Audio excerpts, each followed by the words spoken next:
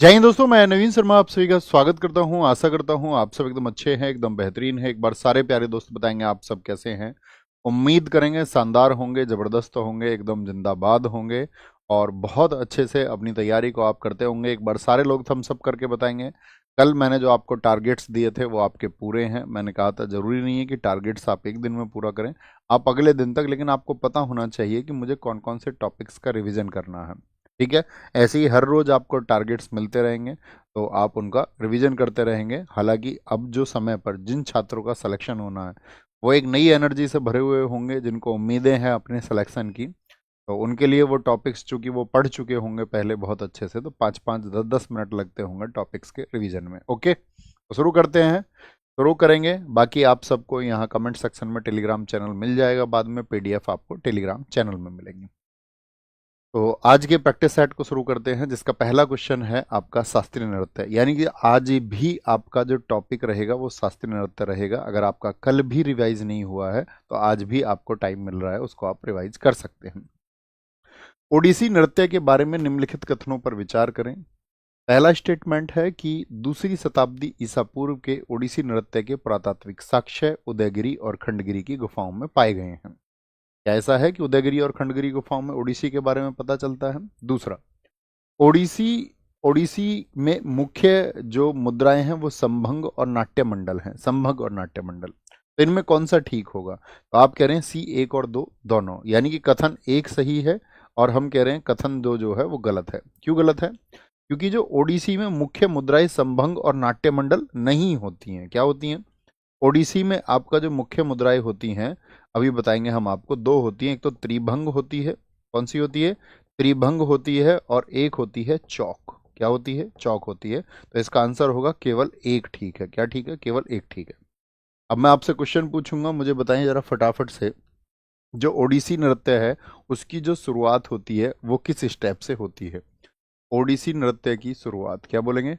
ओडिसी ओडिसी जो डांस है, ओडिसी जो क्लासिकल डांस है, उसकी जो स्टार्टिंग होती है, स्टार्टिंग वो किस स्टेप से होती है, शुरुआत? और जो उसका अंत होता है, ओडिसी का जो अंत होता है वो किस स्टेप पर होता है? तो शुरुआत क्या बोलेंगे? मंगलाचरण, जिसमें पृथ्वी को क्या दिया जाते हैं? अर्थ पर आपका पुष्पों को अर्पित किया जाता है, ऐसे फूल चढ़ाए जाते हैं अर्थ पर। और अंत जो होता है, अंत होता है मोक्ष पर। और इसमें एक डांस होता है, उस डांस का नाम बताओ, क्या नाम है? थारी झम डांस होता है। कौन सा होता है?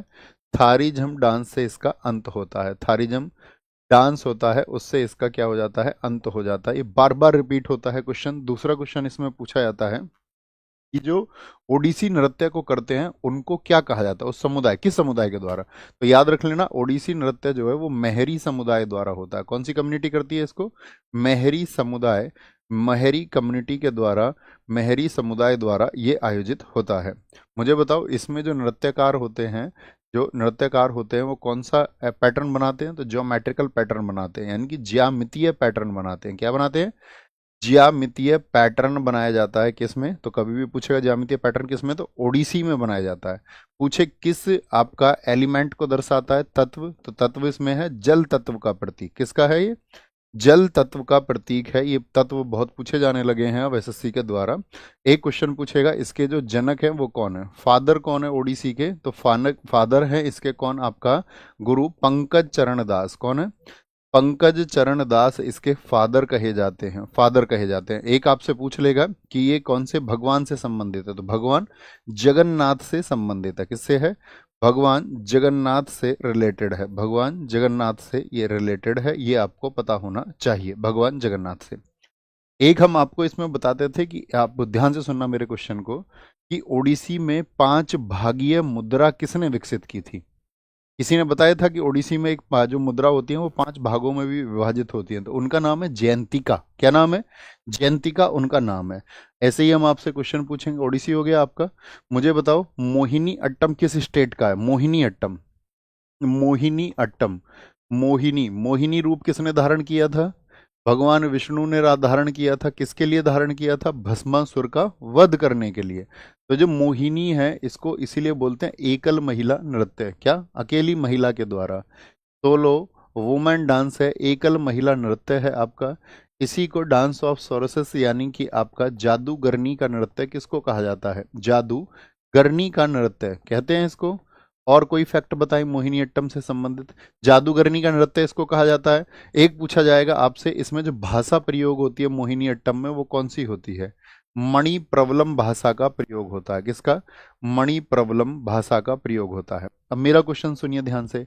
जो मणिप्रवलम भाषा है ये कौन सी दो भाषाओं से मिलकर के बनी है? फटाफट से आंसर करें, अभी मजा आ जाएगा फटाफट से अगर आपका आंसर आ जाए तो।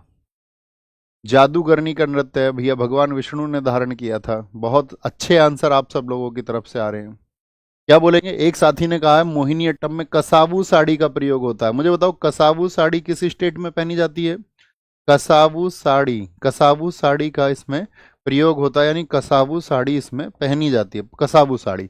एक आपसे पूछा जाएगा इसमें क्या होता है आपका तेवी चिवाट्टम, जिसको हम बोलते हैं तेवी चिवाट्टम, आपसे पूछ ले, ये बहुत क्वेश्चन पूछा जाता है। तेवी चिवाट्टम पूछे या आपसे कहे वो दसी अट्टम या नंगई, दसी अट्टम कहे या वो आपसे कहे नंगई, ये तीनों क्या हैं? ये तीनों भाग हैं किसके? मोहिनी अट्टम के तीन भाग हैं, मोहिनी अट्टम के तीन भाग हैं। एक आपसे पूछा जाएगा इस नृत्य का जो उल्लेख है वो किस ग्रंथ में है? इस नृत्य का उल्लेख, फटाफट से आंसर करें। फटाफट से आंसर करेंगे कि भैया जो हमारा मोहिनी अट्टम है जो कि केरल में होता है, कल भी मैंने आपको बताया कि कथकली भी केरल का है। केरल एकमात्र राज्य है जहां पर दो शास्त्रीय नृत्य हैं, दो शास्त्रीय नृत्य हैं। तो नृत्य का उल्लेख किसमें होता है? क्या ग्रंथ का नाम है? बहुत बढ़िया, सबसे पहले आंसर को दिया है अभिषेक राठौड़ जी ने। उन्होंने कहा है मणिप्रवलम मलयालम और संस्कृत भाषा के मेल से बनी है। बहुत फिट आंसर। तो इसके लिए जो नृत्य का उल्लेख आता है वो आता है व्यवहार माला ग्रंथ में। किसमें? व्यवहार माला ग्रंथ में। बहुत शाबाश, व्यवहार माला ग्रंथ में। और व्यवहार माला ग्रंथ को किसने लिखा था आपका? उसके राइटर थे नंबूदरी। कौन है? नंबूदरी उसके राइटर हैं। नेक्स्ट, सिंगस्त मेले के बारे में निम्नलिखित कथनों पर विचार करें।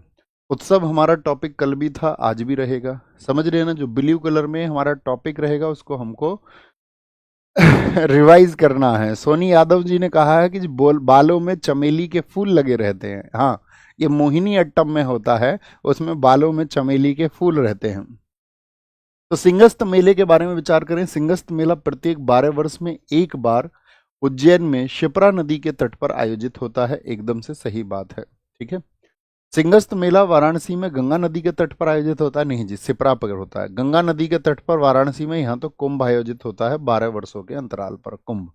तो कौन सा ठीक हो जाएगा? केवल एक ठीक हो जाएगा। क्या बोलेंगे?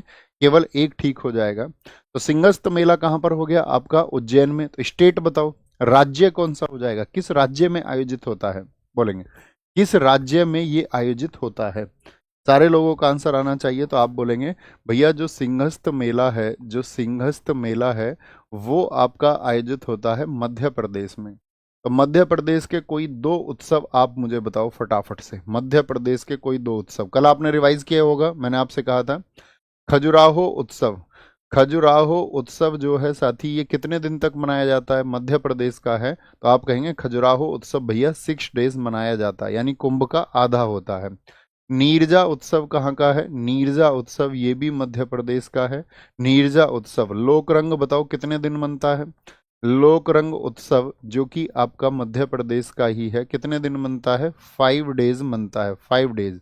रसनवा कहाँ का है? रसनवा ये भी एमपी का है, रसनवा।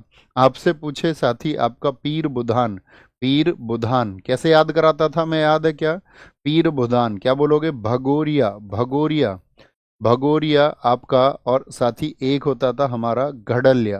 कैसे करते थे हम करते थे मध्य, एमपी से याद रखते थे मध्य, मध्य।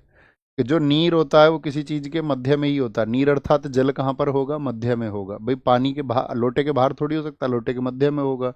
लोगों के रंग आपको बीच रास्ते में जाके पता चलेंगे।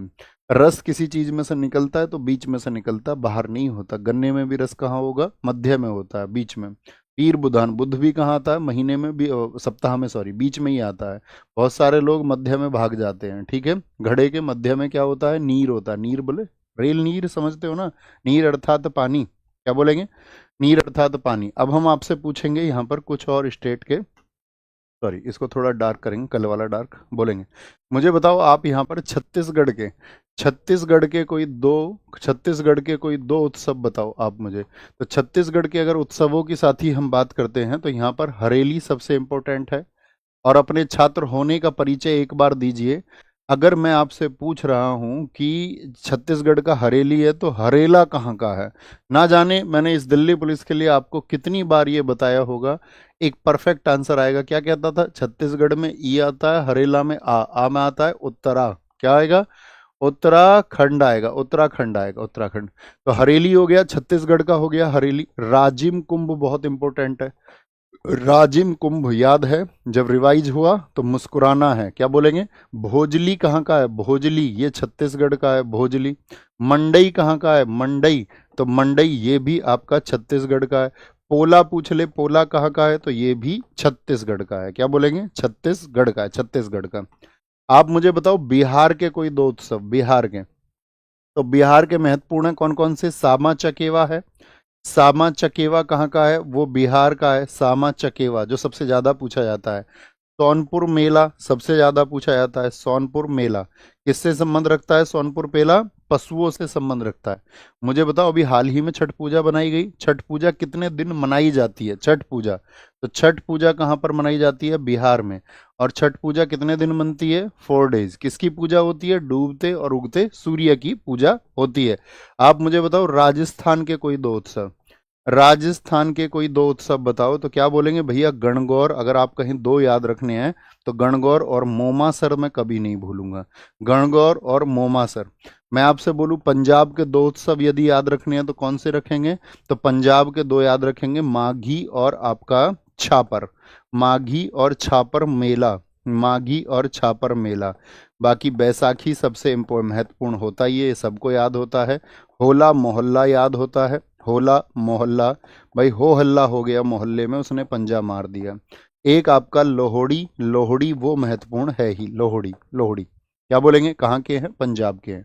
अच्छा बैसाखी मुझे बताओ किस डेट को मनाया जाता है? डेट आपसे पूछी है, उम्मीद करेंगे। बहुत बढ़िया आर्यन मलपुर, बहुत शानदार, बहुत शानदार, बहुत गजब लिखा। पंजाब। मुझे बताओ हरियाणा, हरियाणा की अगर बात करते हैं आपसे तो हरियाणा क्या बोलोगे? पिंजौर। कौन है? पिंजौर, पिंजौर हरियाणा। गुग्गा नाम क्या बोलोगे? गुग्गा नाम, गुग्गा नाम। और आपका सूरज कुंड, सूरज कुंड ये कहाँ के हैं? ये आपका साथी सूरज कुंड, ये हरियाणा में मनाया जाता है, हरियाणा में। ठीक है, बहुत शानदार सर जी। ऐसे ऐसे नाम है बेटा, अभी तैयारी शुरू करी होगी आपने। इन बच्चों को तो याद है सबको, इनके फिंगर टिप्स है। इनको ये नाम नए नहीं लगते, इनको बहुत पुराने लगते हैं। ये तो बच्चे ये कहते हैं जी कुछ और नाम लेके आओ। बोलेंगे जी निम्नलिखित देशभक्ति गीतों का उनके गायकों और संगीतकारों से मिलान कीजिए। माँ तुझे सलाम, ये पैटर्न है, एडिक्यूटिव पैटर्न ये आएगा, याद रख लेना इस पैटर्न को। देशभक्ति गीत और गायक। माँ तुझे सलाम ये किसका है? ए मेरे वतन के लोगों, ए मेरे वतन के लोगों, ये लाल क्या बोलेंगे, लता मंगेशकर जी ने गाया था। ये बाद में 1962 के जो भारत चाइना युद्ध था उसके जो शहीद है, भारत चीन युद्ध, उसमें जो शहीद लोग हो गए थे उनके बाद में उनकी शहादत को याद करने के लिए किसने लिखा था ए मेरे वतन के लोगों को? इसको कवि प्रदीप ने लिखा था। किसने लिखा था? कवि प्रदीप ने, कवि प्रदीप ने इसको लिखा था। और गाया है इसको लता मंगेशकर जी ने। ठीक है, ये देश है वीर जवानों का, भारत का रहने वाला हूं, और माँ तुझे सलाम। तो माँ तुझे सलाम ये किसका है? ए आर रहमान का है। किसका है? ए आर रहमान का। और ये देश है वीर जवानों का, ये है मोहम्मद रफ़ी का। किसका? मोहम्मद रफ़ी का। और भारत का रहने वाला हूं ये महेंद्र कपूर का है। तो क्या बन जाएगा सही मिलान बताइए जरा। तो 3 2 1 4, 3 2 1 4, 3 2 1 4, ऑप्शन एक ही एकदम से ठीक हो जाएगा, ऑप्शन एक। मुझे बताओ एक साथी, मैं कुछ गाने आपसे पूछूंगा, उम्मीद करूंगा आप परफेक्ट आंसर देंगे। एक गाना है मेरे देश की धरती सोना उगले उगले हीरे मोती, मेरे देश की धरती, मेरे देश की धरती सोना उगले, ये अभी CHSL में पूछे गए।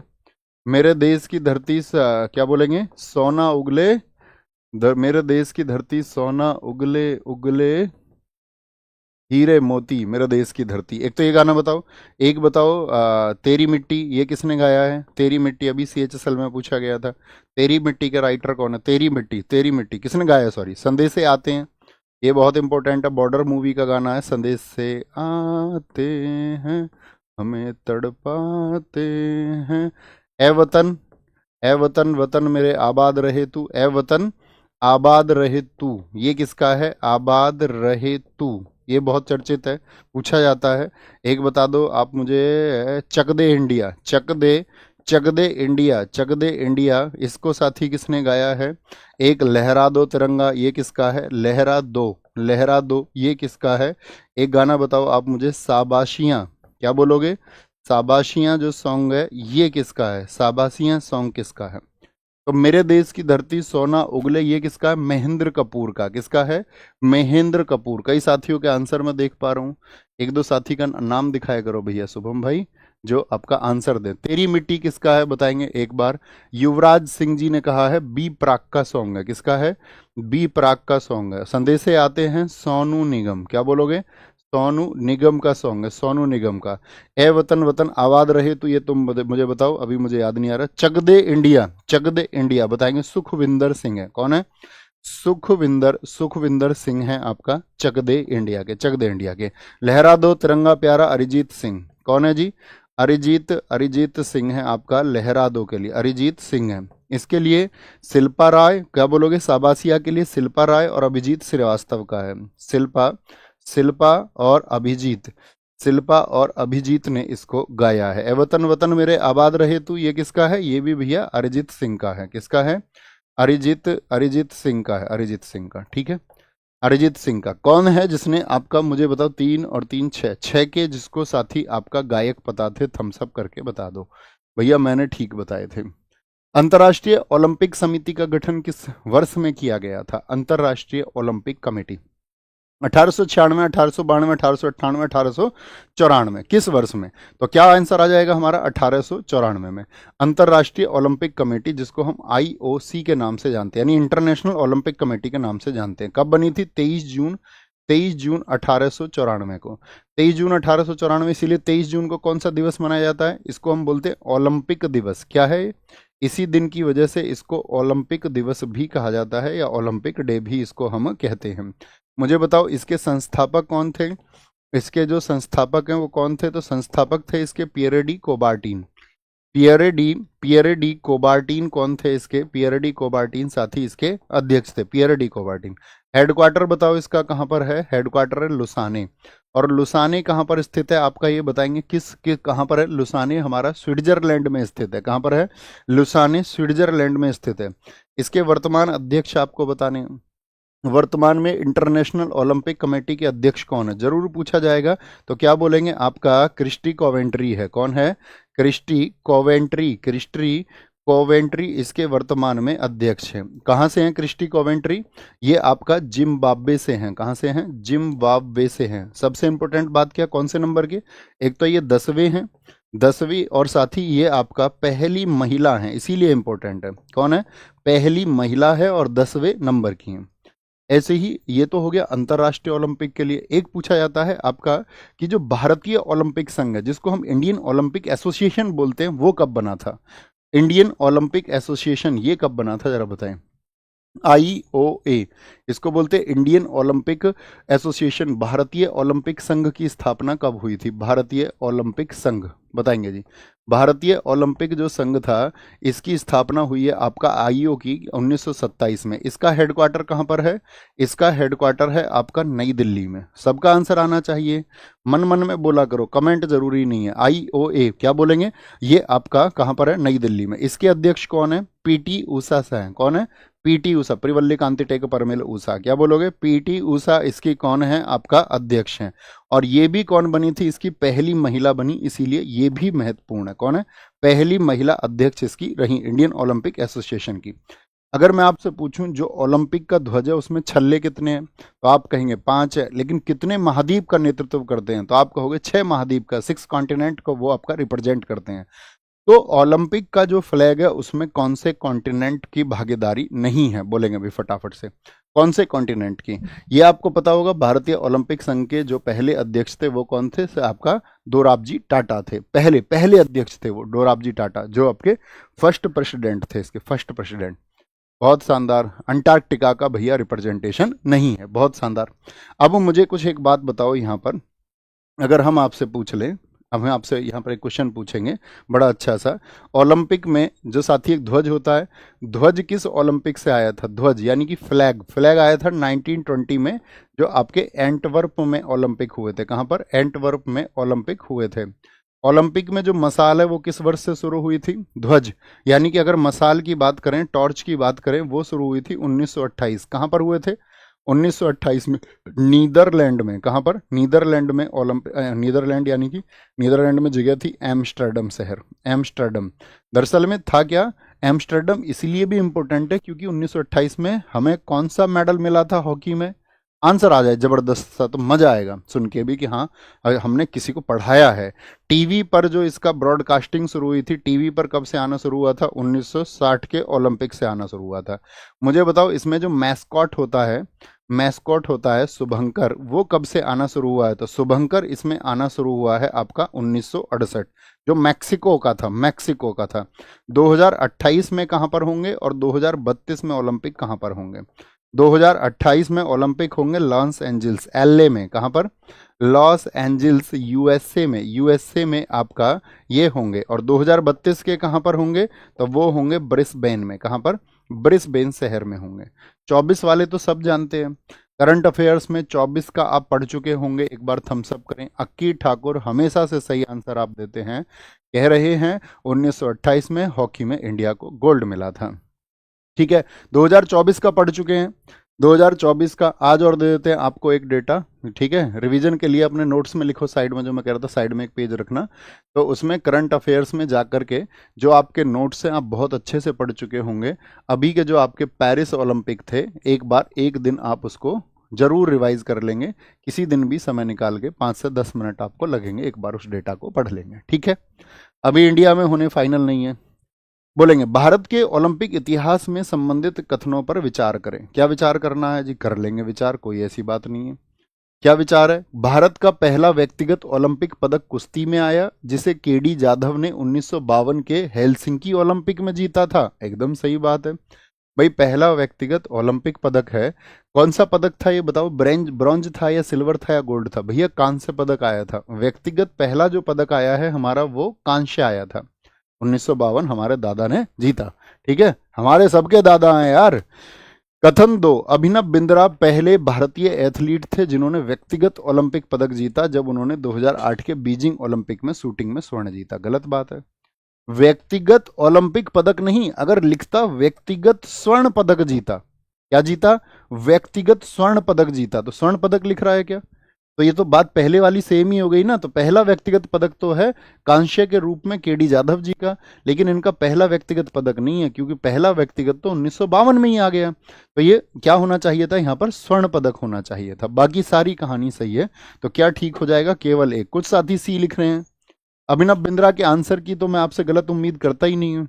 अभिनव बिंद्रा की बुक का नाम बताओ फटाफट से, फटाफट से। जो मैं क्वेश्चन पूछूं ये बहुत महत्वपूर्ण होते हैं। क्या बोलोगे? शॉर्ट एट हिस्ट्री, 2008 में गोल्ड जीत के लाए थे, पहला व्यक्तिगत इनका गोल्ड है। बात समझ में आई?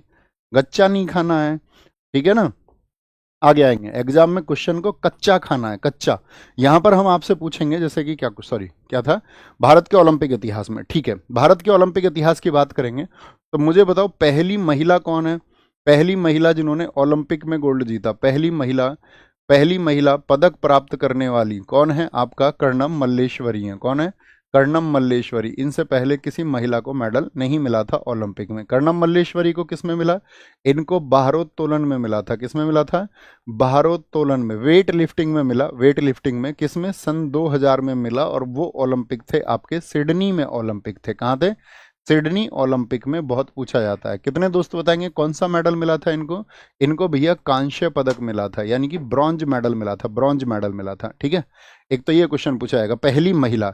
अब मैं पूछूं प्रथम व्यक्ति, 2 मेडल जीतने वाले कौन है? प्रथम व्यक्ति, प्रथम व्यक्ति जिनको 2 मेडल मिले ओलंपिक में, 2 मेडल, तो वो कौन है? वो थे पहलवान सुशील कुमार। कौन है जी?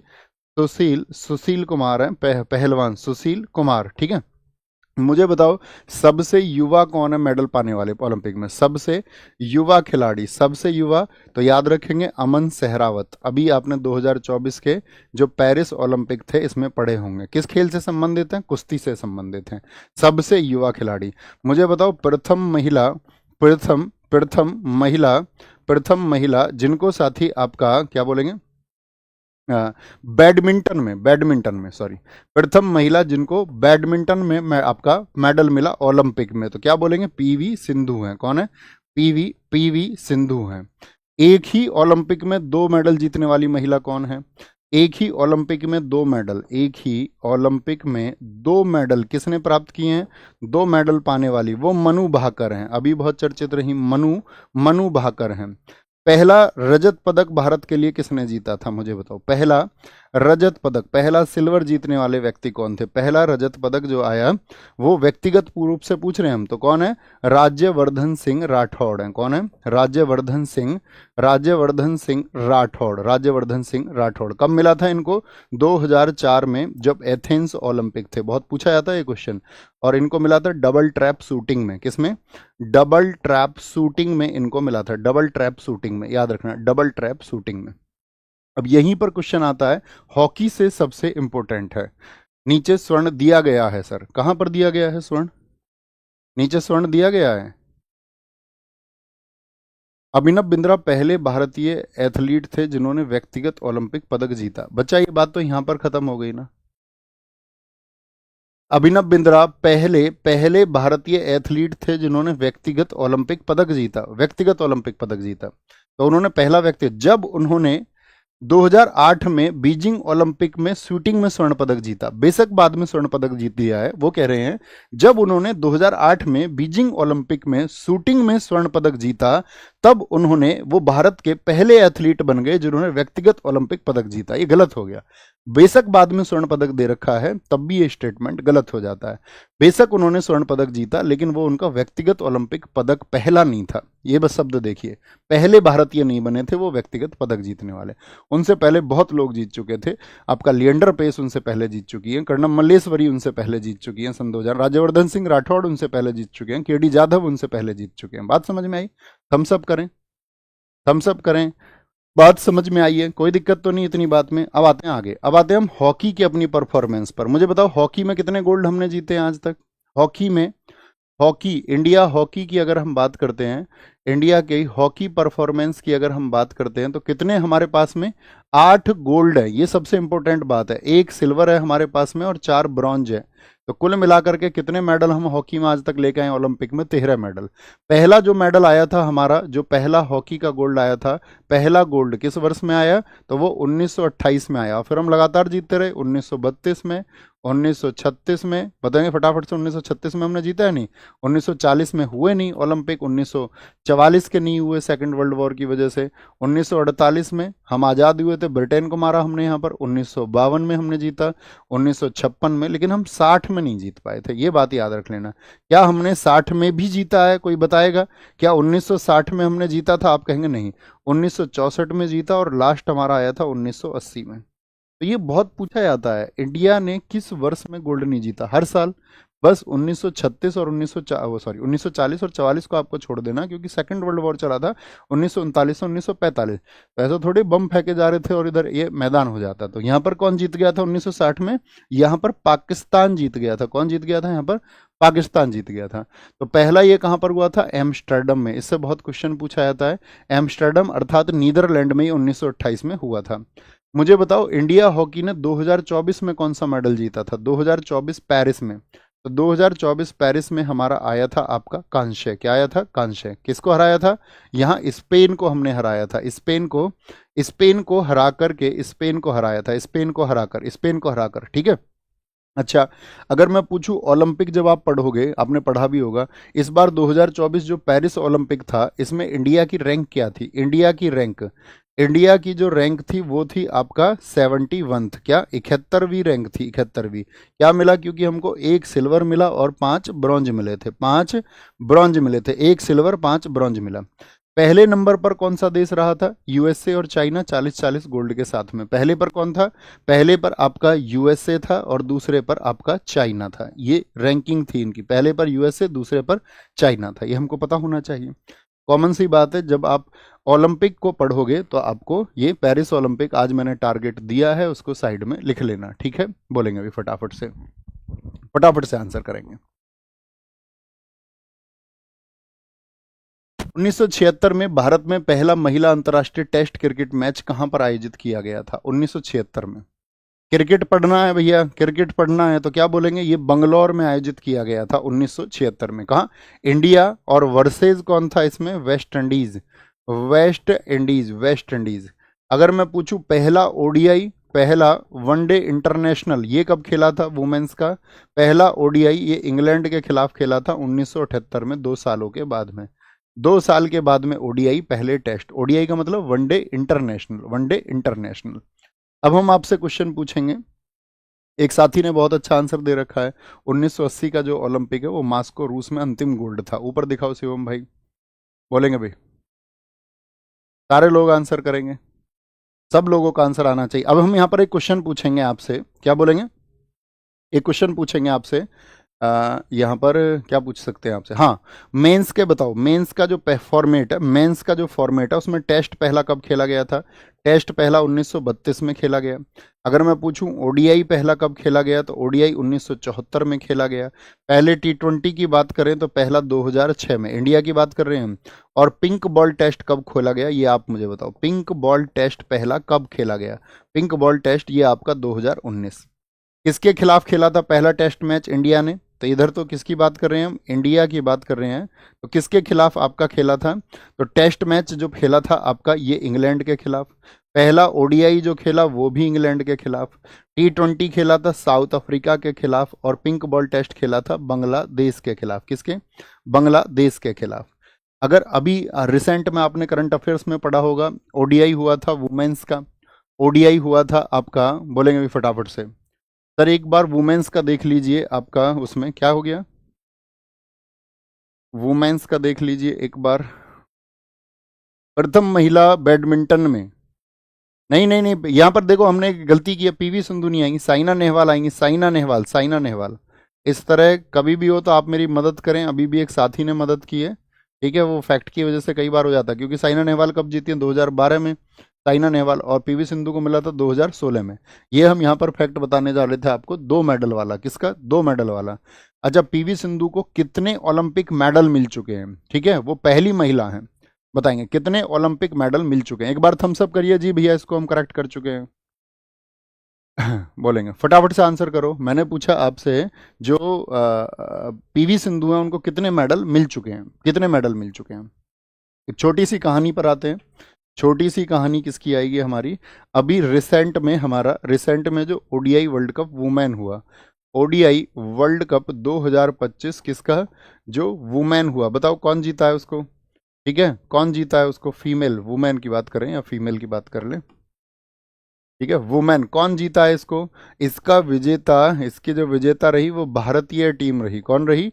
भारतीय टीम रही। और किसको हराया हमने? साउथ अफ्रीका को हरा दिया। रनर अप कौन था इसमें? रनर अप था आपका साउथ अफ्रीका। तो बताओ कितने रनों से हराया था, कितने रनों से? तो विजेता भारत रहा, तो कितने रनों से जीता था भारत इसमें? 52 रन से, 52 रनों से जीता था, 52 रन से। कैप्टन कौन थी इंडियन टीम की? कैप्टन कौन थी? कैप्टन थी इसमें सैफाली वर्मा। क्या बोलोगे? सैफाली वर्मा, सैफाली वर्मा। और यही कौन रही थी फाइनल में वुमेन ऑफ द मैच बोलेंगे, sorry, women of the match रही थी आपका। तो सैफाली वर्मा। कितने रन बनाए थे इन्होंने भैया? 87 रन बनाए थे, 87 रन बनाए थे, ठीक है? अब मुझे बताओ ये जो मैदान कौन सा हुआ था? मैदान, मैदान किस मैदान में हुआ था आपका? ये हुआ आपका डी वाई पाटिल में। किसमें? डी वाई पाटिल, जो कि आपका कहां पर है? मुंबई में एक मैदान है, D Y Patil, D Y Patil, ठीक है? और तो कोई बात नहीं इसमें। हाँ, sorry, man of the match मैंने यहाँ कैप्टन लिख दिया, उनको कैप्टन मेंशन कर दिया। Shafali Verma man of the match रही थी, Shafali Verma man of the match रही थी, क्योंकि कैप्टन तो हमारी वुमेन टीम की कौन थी इसमें? जो कैप्टन थी, कैप्टन थी आपका हरमनप्रीत कौर। कौन? Harmanpreet, Harmanpreet Kaur Indian cricket team की कैप्टन थी, हरमनप्रीत कौर, हरमनप्रीत कौर, ठीक है?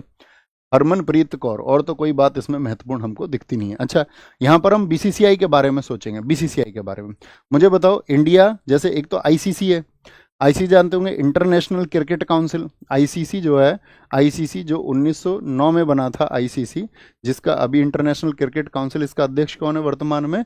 इसके वर्तमान में अध्यक्ष हैं आपका जय शाह। कौन है? बोलेंगे भाई फटाफट से, वर्तमान में अध्यक्ष कौन है? ये आपका जय शाह है। क्या बोलोगे? जय शाह, जय शाह। और हेडक्वार्टर कहाँ पर है इसका? दुबई में है। हेडक्वार्टर कहाँ पर है? दुबई में इसका हेडक्वार्टर है, हेडक्वार्टर। आईसीसी की होगी बात। अब हम आपसे पूछें बीसीसीआई की बताओ, board for cricket control in India, ये इंडिया के क्रिकेट के लिए बीसीसीआई, कहाँ? 1928 में। इसका हेडक्वार्टर कहाँ पर है? ये पूछा जाएगा आपसे, वानखेड़े में, वानखेड़े, वानखेड़े मुंबई में। कल हमने आपको बताया था वानखेड़े में हम कौन से साल वाला क्रिकेट का वर्ल्ड कप जीते हैं। तो वानखेड़े में हम जीते हैं दोस्त आपका, क्या कहोगे भैया जी? हम जीते थे वहां पर 2011 वाला, 2011 वाला। इसके अगर पहले अध्यक्ष की बात करूं, पहले अध्यक्ष कौन थे? तो पहले अध्यक्ष थे इसके आर ई ग्रांट गोवेन। कौन थे? R E grant, R E grant याद रख लो, काफी होगा, पहले अध्यक्ष। वर्तमान में बताओ कौन बने और कौन से नंबर के बने? वर्तमान में बने आपका मिथुन मनहास। कौन? मिथुन मनहास बने हैं। और कौन से नंबर के बने हैं बोलो जी? 37वें। तो 36वें कौन थे भैया? फिर 36वें कौन थे? फटाफट से आंसर कर दे। 36वें आपकी तरफ से आंसर आना चाहिए। अंतर्राष्ट्रीय बुकर पुरस्कार से सम्मानित पहली हिंदी पुस्तक टॉम्ब ऑफ सैंड के लेखक का क्या नाम है? दोस्त ब्लू कलर में जो बॉक्स है, अच्छे छात्रों को मैं कल भी बता चुका, आज भी एक दो बार मैं कह चुका हूं, ये आपके रिवीजन के लिए टॉपिक्स हैं। आपको प्रैक्टिस सेट के साथ साथ में प्रैक्टिस सेट को एक बार रिवाइज करके और अपने लिए कम से कम 1 से 2 घंटे निकाल के जो टॉपिक्स मैं दे रहा हूँ इनको थोड़ा थोड़ा समय देना है। एक दिन में नहीं होंगे, 2 दिन में, 2 दिन में नहीं होंगे, 3 दिन में। और तुम सोच रहे हो नहीं एक टॉपिक को मैं 15 दिन पढ़ूंगा, तो चाचा अभी 3 साल तैयारी और करनी पड़ेगी, ये सोच लेना। क्या बोलोगे? Geetanjali Shree, tomb of sand के लेखक का क्या नाम है? गीतांजलि श्री है, गीतांजलि श्री, गीतांजलि श्री, ठीक है। टॉम्ब ऑफ सैंड, इसका जो मुझे बताओ इंग्लिश ट्रांसलेशन किसने किया था इस बुक का? टॉम्ब ऑफ द सैंड का, इसका जो इंग्लिश ट्रांसलेशन था वो किसने किया था? इंग्लिश ट्रांसलेशन, तो ये पहली भारतीय लेखिका बनी थी, इसका ट्रांसलेशन किया था डेजी रॉकवेल ने, डेजी रॉकवेल ने किया है। अभी हाल ही में मिला क्या? कौन सा? अंतर्राष्ट्रीय बुकर सम्मान पुरस्कार। अंतर्राष्ट्रीय बुकर, बुकर 2 तरह के, एक तो 1969 में शुरू हुए बुकर मैन पुरस्कार। अंतर्राष्ट्रीय बुकर पुरस्कार की जो शुरुआत है वो कब से हुई थी? 2005 से ये शुरू हुए हैं। कब से? 2005 से ये शुरू हुए हैं। और अभी रिसेंट में जो चर्चित रहा, ये याद रख लेना, 2025 के लिए किसको मिला है? 2025 के लिए अंतर्राष्ट्रीय बुकर पुरस्कार किसको मिला है? बानू मुश्ताक को मिला है। किसको? बानू, बानू मुश्ताक को।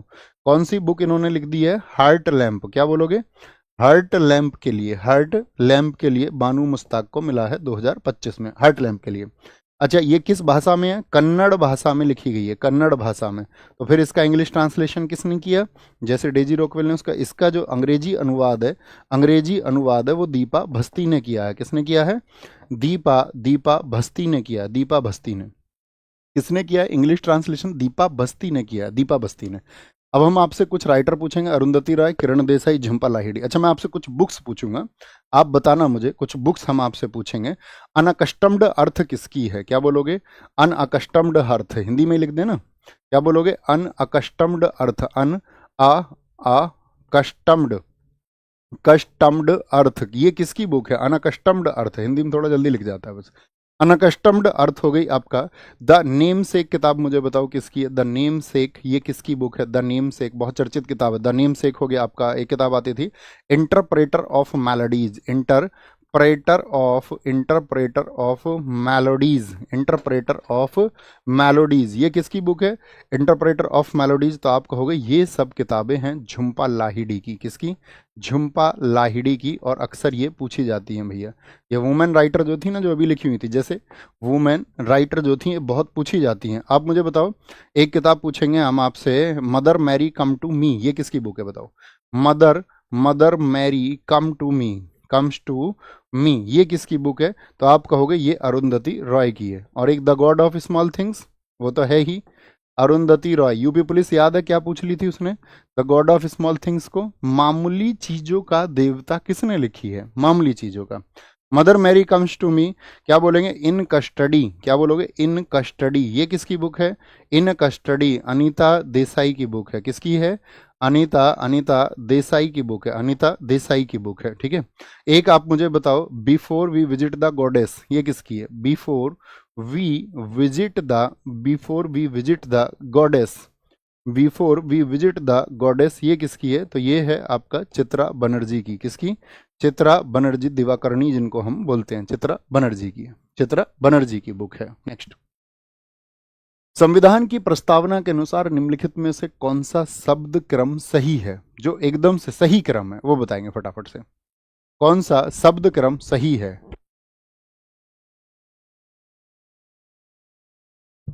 बोलेंगे भाई, फटाफट से बताएंगे।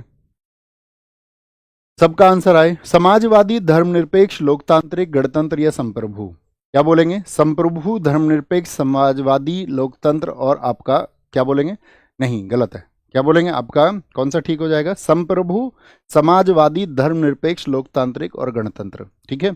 जिसमें से अगर हम बात करें पंथ निरपेक्ष, अखंड और समाजवादी की, ये शब्द कब जुड़े थे, जैसे पंथ निरपेक्षता की बात हम करते हैं, पंथ निरपेक्ष, पंथ निरपेक्ष हो गया आपका, अखंडता शब्द हो गया, अखंडता, एकता और अखंडता, पहले एकता शब्द था, और समाजवादी, समाजवादी शब्द कब जुड़े थे, यानी कि क्या बोलेंगे इसमें, जो हमारा सेक्युलर वर्ड है, इंटीग्रिटी वर्ड है और सोशलिस्ट वर्ड है, ये कब जुड़े थे, ये 42वें संविधान संशोधन 1976 के द्वारा भैया जुड़े थे। किसके द्वारा, 1976 के द्वारा जुड़े थे।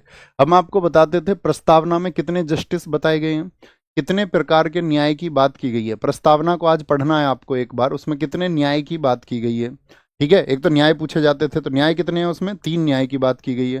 स्वतंत्रता कितनी बताई गई है उसमें, कितनी तरह की फ्रीडम की बात की गई है, तो स्वतंत्रता उसमें 5 प्रकार की बताई गई है। तो न्याय पूछा जाता था, स्वतंत्रता पूछा जाता था, और कितने प्रकार की समता की बात की गई है, कितने प्रकार की इक्वलिटी की, 2 प्रकार की समता की बात की गई है। ये बहुत इंपॉर्टेंट है, ये बहुत इंपॉर्टेंट है, आज प्रस्तावना को एक बार पढ़ लेना है, ठीक है। स्क्रीनशॉट ले लीजिए जिनके पास में नहीं है। तो क्या बोला हमने, जो न्याय है वो कितने हैं, सामाजिक, आर्थिक और राजनीतिक 3 है। स्वतंत्रता कितनी है, विचार, अभिव्यक्ति, विश्वास, धर्म, उपासना। समता कितनी है, प्रतिष्ठा और अवसर की, 2 तरह की समताएं हैं। भारतीय संविधान के अनुसार अनुच्छेद 1 में निम्नलिखित में से किसका उल्लेख है, किसका उल्लेख है, बताएंगे एक बार। India that is Bharat as parliamentary democracy, India that is Bharat as presidential of democracy, India that is Bharat shall be a union of states. क्या बोलोगे, India that is Bharat shall be a union of states. ये किसमें कहा गया है, यानी कि संघ का नाम, संघ का नाम और राज्य क्षेत्र बताया गया है भाग 1 में। किसमें, भाग 1 में। मुझे बताओ, भाग जो हमारा 2 आता है, यानी कि जिसको हम सॉरी भाग 2 नहीं, आर्टिकल 2, आर्टिकल 2 में क्या बताया गया है, नए राज्यों का प्रवेश। ये नए राज्य कैसे होंगे, यानी कि अगर हमारे प्रवेश कर रहा है कोई भारत में जो भारत की सीमा में नहीं है, जैसे कि सिक्किम किससे आया होगा, आर्टिकल 2 से आया होगा। आर्टिकल 3 से क्या होता है बताएंगे, आर्टिकल 3 से जो भारत की सीमाओं के अंदर है, उसमें क्या होता है, किसी भी नए राज्य को आपको बनाना है, जैसे उत्तराखंड बनाया यूपी से, किसी राज्य की स्थापना करनी है, उसका क्षेत्रफल, मतलब अगर किसी राज्य से बन रहा है तो किसी का क्षेत्रफल कम हो जाएगा, तो क्षेत्रफल को अगर हम बढ़ा रहे हैं या घटा रहे हैं, या उसकी सीमा भी तो फिर बदल जाएंगे, जो क्षेत्रफल कम ज़्यादा होगा, हाँ जी, सीमा उसकी बढ़ा रहे हैं या कम कर रहे हैं। अगर हम उसका नाम क्या है, नाम बदल रहे हैं किसी का, ठीक है। जैसे मैं कहता था आर्टिकल 3 के 3 उदाहरण याद रखो, CUJ, क्या, CUJ, CUJ, छत्तीसगढ़, उत्तराखंड और झारखंड कब बना, 1 नवंबर सन 2000 को बना, किस राज्य से अलग होके, उत्तराखंड 9 नवंबर सन 2000 को बना, किस राज्य से अलग होके, और आपका झारखंड 15 नवंबर सन 2000 को बना, किससे अलग होके, बताइए जरा। तो छत्तीसगढ़ तो किससे अलग हुआ था, आपका छत्तीसगढ़ अलग हुआ था MP से, उत्तराखंड अलग हुआ था UP से, और झारखंड किससे अलग हुआ था, आपका बिहार से। किससे, बिहार से अलग हुआ था। तो 3 में 3, यानी भारत के अंदर के राज्यों को यदि आपको बदलना है तो वो आर्टिकल 3 के अनुसार बदलते हैं, ये हमको याद रखना है। निम्नलिखित मौलिक अधिकारों को भारतीय संविधान के सूचीबद्ध क्रम रूप में व्यवस्थित करें। संविधान, इनका बस आंसर कर दे। फंडामेंटल राइट रटे हुए हैं ना सबको, फंडामेंटल राइट नायक बैच में बहुत अच्छे से, बहुत विस्तार से, एक एक दिन में 2-2, 4-4 अनुच्छेद आपको पढ़ाए थे। बस एनर्जी दें ताकि मुझे पता चले। निम्नलिखित मौलिक अधिकारों का आज पढ़ लेना एक बार। संवैधानिक उपचारों का अधिकार, ये किस में आता है, आर्टिकल 32 में, जिसको बाबा साहब भीमराव अंबेडकर जी ने भारतीय संविधान की आत्मा कहा था। इसको बिलीव ही कर लेते हैं, है ना। स्वतंत्रता का अधिकार ये किस आर्टिकल में आता है? ये आता है आपका आर्टिकल 19 से 22 में। शोषण के विरुद्ध जो अधिकार है हमारा वो किस में आता है? आपका 23 से 24 में आता है। और समानता का जो अधिकार है वो आता है आपका आर्टिकल 14 से 18 में। तो पहले कौन सा आ जाएगा? आपका 4 पहले आ जाएगा, 4 के बाद में आपका क्या आ जाएगा? 2 आ जाएगा। तो 4 2 3 1 बन जाएगा, 4 2 3 1 हमारा बन जाएगा। अब यहाँ पर हमारी सबसे इंपॉर्टेंट बात आती है आर्टिकल 14। आर्टिकल 14 एकमात्र ऐसा आर्टिकल है जो 2 देशों से लिया गया है। क्या बोलेंगे भाई फटाफट से? 2 देशों से। कौन कौन से 2 देश हैं? आर्टिकल 14 की बात करते हैं तो आर्टिकल 14 में 2 बातें की गई हैं।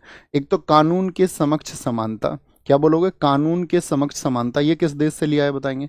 कानून के जो आपका समक्ष समानता की बात है वो किस देश से ली गई है? यानी इक्वलिटी बिफोर द लॉ। तो याद रख लेना ये ब्रिटेन से लिया गया। Equality before the law Britain से लिया गया है। वहीं पर अगर हम पूछें आपसे कानून के समक्ष संरक्षण कहाँ से लिया गया है? कानून के समक्ष, कानून के जो समक्ष संरक्षण है वो कहाँ से लिया गया है? यानी equal protection of the laws, ये कहाँ से लिया गया है? तो ये यूएसए से लिया गया है। कहाँ से लिया गया है? यूएसए से लिया गया है। आर्टिकल 25 से 28 के बीच में कैसी है वहां आपका साथी? आर्टिकल 25 से 28 की बात करें, 25 से 28 इसमें क्या आती है? इसमें धार्मिक स्वतंत्रता आती है। क्या आती है? धार्मिक स्वतंत्रता आती है। धार्मिक स्वतंत्रता, धार्मिक स्वतंत्रता आती है। अगर मैं आपसे पूछूं जैसे कि इसमें 29 से 30 में क्या आता है? आर्टिकल 29 से 30 में क्या आएगा? इसमें साथी आपका शिक्षा, संस्कृति, अल्पसंख्यकों के लिए उसकी बात की गई है। यानी कि एजुकेशन की, कल्चर की, किसके लिए? माइनॉरिटीज के लिए, उनके अधिकारों की बात की गई है। अल्पसंख्यकों के लिए, माइनॉरिटीज के लिए बात की गई है। ठीक है। आर्टिकल 31 को हटा दिया गया था, सब जानते हैं। 19 के एफ को हटा दिया गया। 19 के एफ को, उसको हटा करके जो संपत्ति का अधिकार था किस अधिनियम से? 44वें संविधान संशोधन 1978 के द्वारा उसको हटा दिया गया था। उसको अब बना दिया गया एक कानूनी अधिकार। अब वो क्या बन गया है? एक बोले भी फटाफट से। यानी कि जो हमारा आर्टिकल इसमें हुआ करता था 19 का एफ, ठीक है, और आर्टिकल 31 ये कहाँ पहुंचा दिए गए? ये पहुंचा दिए गए आर्टिकल 300 ए। पहले ये मौलिक अधिकार होता था, अब क्या हो गया है? ये एक लीगल राइट है, बस कानूनी अधिकार है। क्या है? कानूनी अधिकार है। याद रखेंगे इस बात को। क्या है ये? आपका क्या बोलेंगे? कानूनी अधिकार है। ईडब्ल्यूएस आरक्षण प्रदान करने के लिए 103वें संविधान संशोधन द्वारा संविधान में कौन से अनुच्छेद जोड़े गए थे? कौन से अनुच्छेद जोड़े गए थे? बोलेंगे फटाफट से। कौन से अनुच्छेद जोड़े गए थे? बोलेंगे नहीं, गलत है दोस्त। सैफाली वर्मा रही हैं। सैफाली वर्मा, सैफाली वर्मा, दीप्ति शर्मा ने। अनुच्छेद 21 सी और 22 है तो कौन से जोड़े गए थे? अनुच्छेद 15 का 6 और 16 का 6 जोड़ा गया। 16 का 6 कब हुआ था? ईडब्ल्यूएस आरक्षण के लिए 103वां संविधान संशोधन 2019 में हुआ था। कब हुआ था? 2019 में। आर्टिकल 15 क्या कहता है हमसे बताएंगे? आर्टिकल 15 जैसे कि मैं बात करूं 15 का 1 किस किस के आधार को मना करता है? भाई धर्म के आधार पर कोई भेदभाव नहीं करोगे आप। किसी का जन्म किसी भी वंश में हुआ है तो उसके आधार पर भेदभाव आप नहीं करोगे। कास्ट के बेसिस पर, जाति के आधार पर, जाति के आधार पर, जाति के स्थान के आधार पर, भाई किस जगह पर, गांव का है तो शहर का है, ठीक है, और क्या लिंग के आधार पर। और जो पूरी दुनिया में जितने, मैं ये कहता हूँ कि सब कुछ चल रहा है, सब लोग एक दूसरे को उपदेश देने में लगे हुए हैं कि दुनिया कैसे बेहतर होगी, मानवता कैसे बेहतर होगी। सिंपल फंडा आर्टिकल 15 का प्रयोग करो अपनी जिंदगी में, आप खुद को एक बेहतर मानव पाएंगे। इसका प्रयोग आपने कर लिया, यानी कि आप धर्म के आधार पर किसी के साथ में भेदभाव नहीं करेंगे। कोई भी, आप किसी प्रकार का भी डिस्क्रिमिनेशन नहीं करोगे। जाति का डिस्क्रिमिनेशन आप नहीं करोगे। कोई ऊंचा नहीं, कोई अच्छा नहीं, कोई बुरा नहीं, सब समान है। हम इंसान सब समान है, किसी जाति के आधार पर नहीं। ऐसे नहीं बोलोगे आपकी ये शहर का है तो ज़्यादा अच्छा होगा, गांव का है तो गवार है, इस तरह का नहीं। लिंग यानी कि जेंडर के आधार पर, महिला पुरुषों के अंदर पर, आप इसको फॉलो करिए अपनी लाइफ में। आर्टिकल 15। अब ऐसा नहीं, अब आर्टिकल 15 मूवी घर पर देखो आप और फिर घर जाते ही बोलो कि इस जाति के लोग हैं, इनका गिलास हम अलग रख देते हैं। तो यानी कि हम देखते और सुनते तो बहुत कुछ हैं, है ना, हमको अच्छा भी लगता है, लेकिन हम उसको अपनी ज़िंदगी में अप्लाई नहीं कर पाते हैं। ठीक है, क्या बोलेंगे जी? कोई दिक्कत, कोई परेशानी? आगे आएंगे। तो ये आर्टिकल 15 एक है। आर्टिकल 15 2 क्या कहता है बताएंगे? 15 का जो 2 है उसमें भी जो सबसेक्शन ए है वो कहता है किसी भी व्यक्ति को होटल, दुकान, जो साथी आपका रेस्टोरेंट है, वहां पर क्या बोलोगे, भोजन देने से या आने से उसको रोक नहीं सकते, इनकार नहीं कर सकते। लेकिन इसमें जो 2B है, 2B क्या कहता है? कोई भी जो सार्वजनिक स्थल है, जैसे पार्क है, कोई आपका कुआं है, ठीक है, सार्वजनिक स्थल है, वहां पर साथी आप उसको इंकार नहीं कर सकते हैं, नहीं कर सकते हैं, ठीक है। और 15 के 4 में क्या दिया गया है, 15 के 4 में आपका एससी और एसटी को विशेष प्रावधान है, क्या है, विशेष विशेष प्रावधान है, विशेष प्रावधान है। अब हम आपसे पूछेंगे OBC SC ST, OBC SC ST उनको शैक्षणिक संस्थानों के प्रवेश में आरक्षण मिलता है कि नहीं मिलता है? आप कहोगे हाँ भैया। तो जो 15 का 5 है वो क्या बता रहा है, जो आपका अदर ओबीसी हो गए, आपका शेड्यूल क्लास हो गई या शेड्यूल आपका ट्राइब हो गई, इनको कहाँ पर, एजुकेशनल इंस्टीट्यूटों में, अर्थात आपका जितने भी शैक्षणिक संस्थान होंगे, शैक्षणिक संस्थान होंगे उन सभी में क्या मिलेगा, इनको आरक्षण मिलेगा। शैक्षणिक संस्थानों में रिजर्वेशन की बात ये करता है, रिजर्वेशन की। ये अब आर्टिकल, पहले तो होता था किसी जमाने में सिर्फ 15 पूछ लेता था, अब क्या करता है, आपसे देगा किसी व्यक्ति को होटल दुकान स्टेटमेंट बना के दे देता है, उसके अनुसार रोक है, चारों ऑप्शन दे देगा। तो आपको ये चारों पता होने चाहिए दोस्त, ठीक है, चारों पता होने चाहिए। नेक्स्ट, विधि अधिकारी लीगल ऑफिसर की नौकरी के लिए पात्र होने के बावजूद श्री एक्स को उपरोक्त पद के लिए साक्षात्कार के लिए नहीं बुलाया गया था। श्री एक्स अपने किस अधिकार का प्रयोग करने में असमर्थ थे? तो क्या बोलेंगे, नहीं बुलाया गया, तो इसका मतलब क्या, इक्वलिटी ऑफ अपॉर्चुनिटी उनको नहीं मिला, अवसर की समानता उनको नहीं मिला, जो कि आर्टिकल 16 का 1 है। क्या है, आर्टिकल 16 लोक नियोजन के अवसर पर समानता, ये उनको नहीं दिया गया। भाई इसमें भी वही है, 16 के 2 में वही बात की गई है जो 15 में बात की गई थी, भाई धर्म जाति इन सब के आधार पर आप किसी प्रकार का लोक नियुक्ति में डिस्क्रिमिनेशन नहीं करोगे, नहीं करोगे। आगे आएंगे, कॉमन जानते होगे, जैसे इसमें आर्टिकल 19 लिखा हुआ है, यहां देखना ध्यान से। अगर मैं आपसे पूछूं आर्टिकल आर्टिकल 17 में क्या है, अबोलिशन ऑफ अनटचेबिलिटी, अस्पृश्यता का अंत है, अबोलिशन ऑफ अनटचेबिलिटी। आर्टिकल 18 में क्या है, आर्टिकल 18 में उपाधियों का अंत है, अबोलिशन ऑफ टाइटल्स है, उपाधियों का अंत है। ये मैं तुमसे उम्मीद करूंगा इतनी कॉमन चीजें आप जानते होंगे। आर्टिकल 19 देखिए, यहां से क्वेश्चन बनेगा आपके एग्जाम में। ये हुआ आपका रामबाण टॉपिक, पैनेशिया टॉपिक, पैनेशिया कैसे पैनेशिया टॉपिक है ये। आर्टिकल 19, आप शांतिपूर्वक हथियारों के शांतिपूर्वक बिना हथियारों के, बिना हथियार समझ रहे हो ना, ऐसे नहीं है आप सभा में गए 8 लोग, एक ने यहाँ कट्टा लगा रखा है, एक ने पिस्टल लगा रखी है, ऐसे नहीं, शांतिपूर्वक डंडा लेके जा रहे हो, नहीं जी, शांतिपूर्वक। आर्टिकल 19(1)(a) सबसे इंपॉर्टेंट ये पूछा जाता है। बी 4 क्या है, भाई लोग आ गए सभा में, कहां पर, भाई लोग सभा में आ गए। C4 क्या हो गया आपका, संगठन बन गया, से संगठन, सी से संगठन, याद रख लेना, संगठन बनाने की स्वतंत्रता है। D4 क्या है आपका, दे किसके लिए, आवागमन के लिए पैसा, D4 दे आवागमन के लिए पैसा। A4 क्या है, कहीं भी निवास करने के लिए, तो ई निवास करोगे तो एम्प्टी होना चाहिए, निवास करने के लिए, बसने के लिए। और G4 क्या, भाई जी लगता, अगर व्यापार अच्छा चलता रहता, पैसा अच्छा चलता रहे, तो इनको अलग अलग भी पूछ लेगा तो आप बता देंगे। निम्नलिखित सुल्तानों में से कौन एक इल्तुतमिश की संतान नहीं था किंतु उसके वंश का अंतिम उत्तराधिकारी था? बोलेंगे उसके वंश का अंतिम उत्तराधिकारी था, बोलेंगे। वेरी गुड, दिखाई भी ऊपर क्या कह रहे हैं, शराब वाचन 3 अब यार इसका तो मैं कोई सॉल्यूशन नहीं कर सकता, 3 वाचन हुए हैं संविधान सभा में। चलो भाई आगे, बच्चा ये चीजें आप वेरीफाई कर लिया करो। देखो अगर आप कमेंट सेक्शन में कुछ लिखोगे और अगर आप लिखोगे और मुझे पता होगा तो मैं तुरंत ठीक कर दूंगा उसको, क्योंकि मुझे फिर ध्यान आ जाता, हो सकता है मैं भूल रहा हूँ उस चीज़ को। लेकिन कुछ भी मत लिख दो कि वहाँ फलानी किताब में ये लिखा है, फलानी वाली की किताब में ये लिखा है, ये सब नहीं लिखना है ना। वो आपको भी अपने आप से, आप भी पढ़े लिखे बच्चे हैं, आप मुझसे ज़्यादा पढ़े लिखे हो यार। मैं गवार आदमी हूँ, गाँव का आदमी हूँ, है ना। अभी बोला ना मैंने, नहीं बोलना है ऐसे, लेकिन मैं खुद को बोल सकता हूँ। तो आप मुझसे ज़्यादा जानते हो तो आप वो रिसर्च कर लिया करो थोड़ी सी, और इतनी चिंता नहीं करनी है ना। आगे आओ बोलो भाई फटाफट से।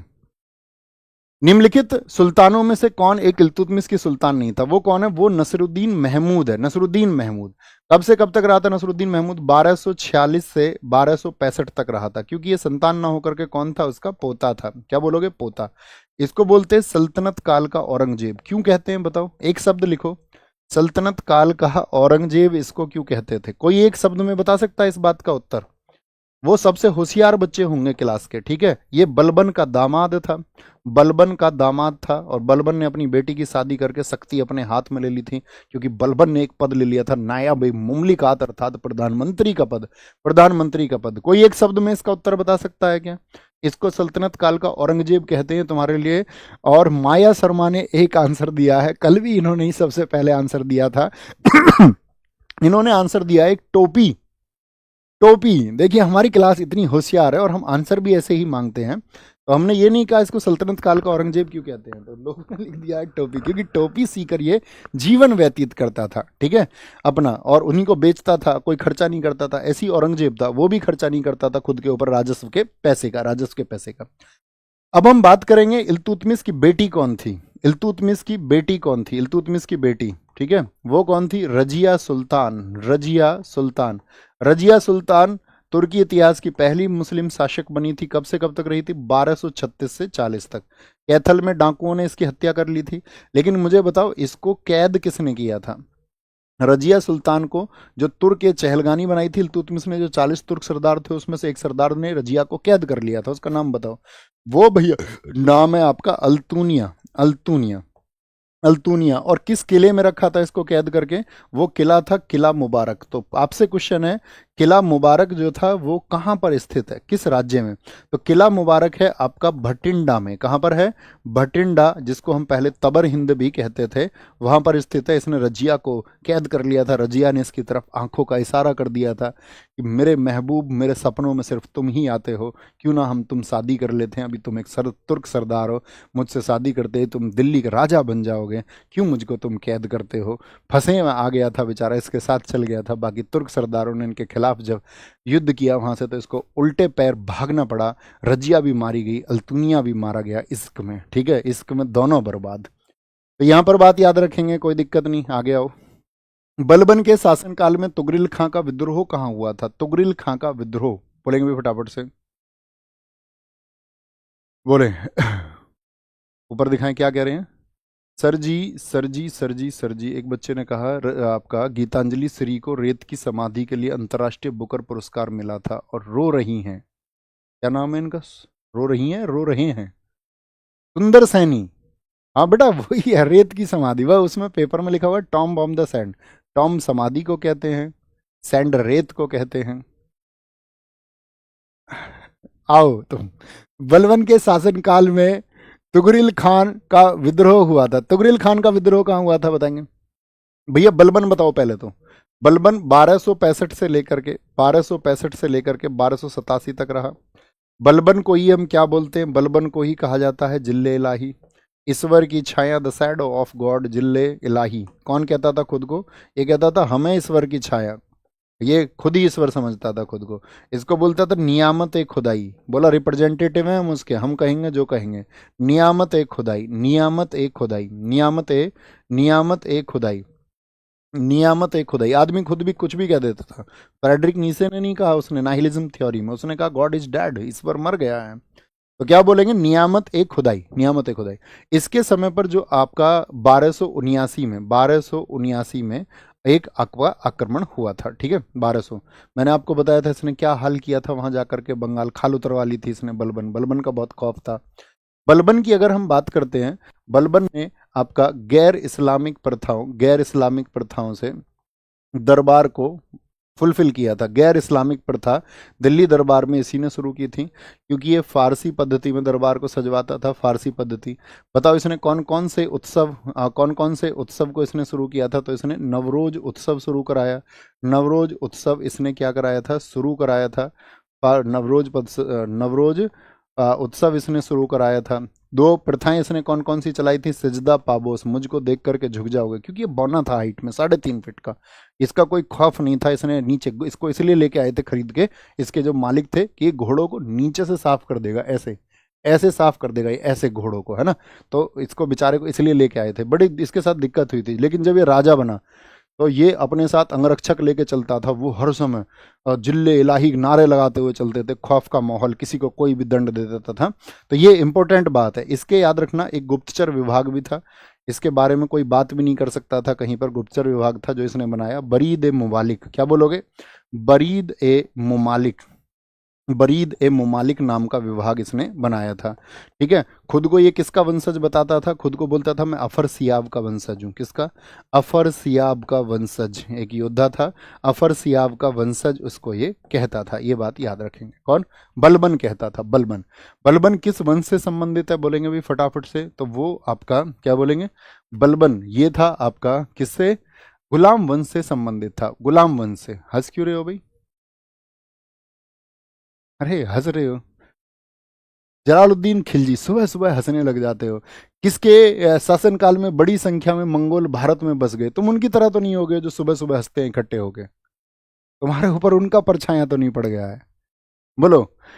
किसके शासनकाल में बड़ी संख्या में मंगोल भारत में बस गए? नसरुद्दीन महमूद, बलबन, अलाउद्दीन खिलजी या फिर जलालुद्दीन खिलजी? फटाफट से बताओ। सारे लगेंगे। तो बड़ी संख्या में ये आए थे जलालुद्दीन खिलजी के टाइम पर। जलालुद्दीन खिलजी के टाइम पर क्या बोलेंगे? लगभग 4,000 लोग आ गए थे। और इसी के टाइम पर कहां पर बस गए थे? मंगोलपुरी में बस गए थे। मंगोलपुरी में, मंगलपुरी में ये बसे।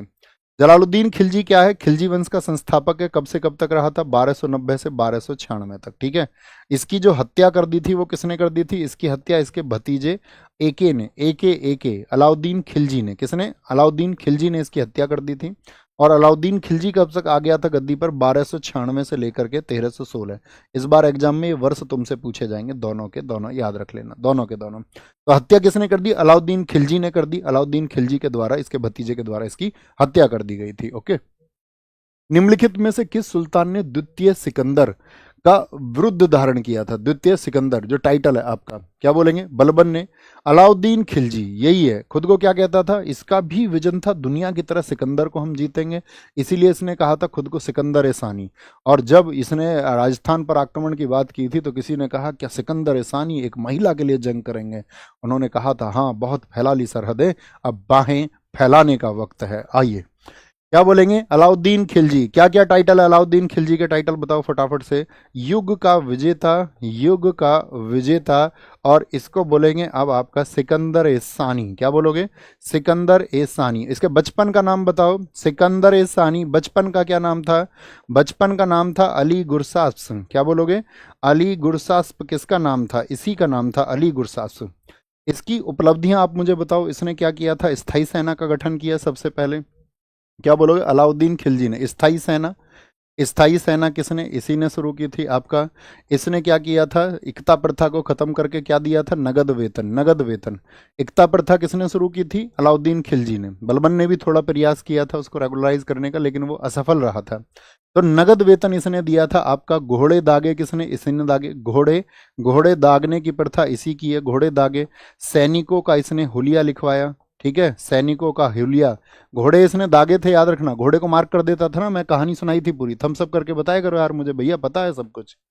हल्की और भारी 10 रुपए सवारी में घोड़ा नहीं ढोगे तुम, क्योंकि घोड़े युद्ध के लिए हैं, तुम इनको सवारी में। लोग क्या करते थे? सवारी ढो देते थे उनसे। इसलिए कहा घोड़े को मार्क कर दो, ये युद्ध के, सवारी वाले अलग होंगे। ठीक है। तो क्या बोलेंगे? सैनिकों को हुलिया, सैनिकों को हुलिया इसने लिखवाया। बाजार इसने नियंत्रण किया। 20 वर्ष इसने बाजार में रेट नहीं बढ़ने दिए। वहां अधिकारी रखे, मांस कटवा लेता था कोई महंगा, काला बाजारी करेगा। सार्वजनिक वितरण, सार्वजनिक वितरण, अब गरीब का पेट काटा जा रहा है, कोई देखने को तैयार नहीं है।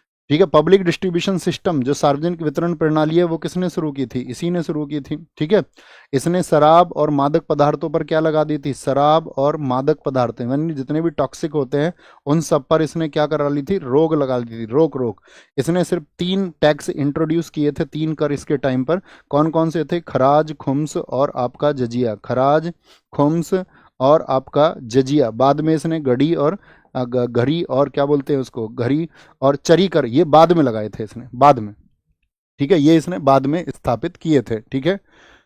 बोलेंगे भी फटा सर आपकी क्लास जैसे कि कोई फेस्टिवल हो, पूरी लाइब्रेरी के बच्चे क्लास को देख रहे हैं, सबकी स्क्रीन पर आपकी क्लास चल रही है। ये मेरे दोस्त प्यार है आप सब लोगों का, और यही प्यार एक दिन बदलाव लेके आएगा, तुम देखना।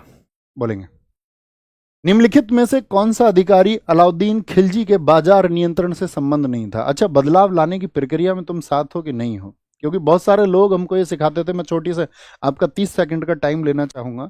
अभी आपने देखा रिसेंट में बहुत सारी जगह पर आपका इलेक्शंस हुए, बहुत सारे लोग हैं, लोग कहते हैं कि वो फलाना व्यक्ति को जो है वो चुनाव हार गया था।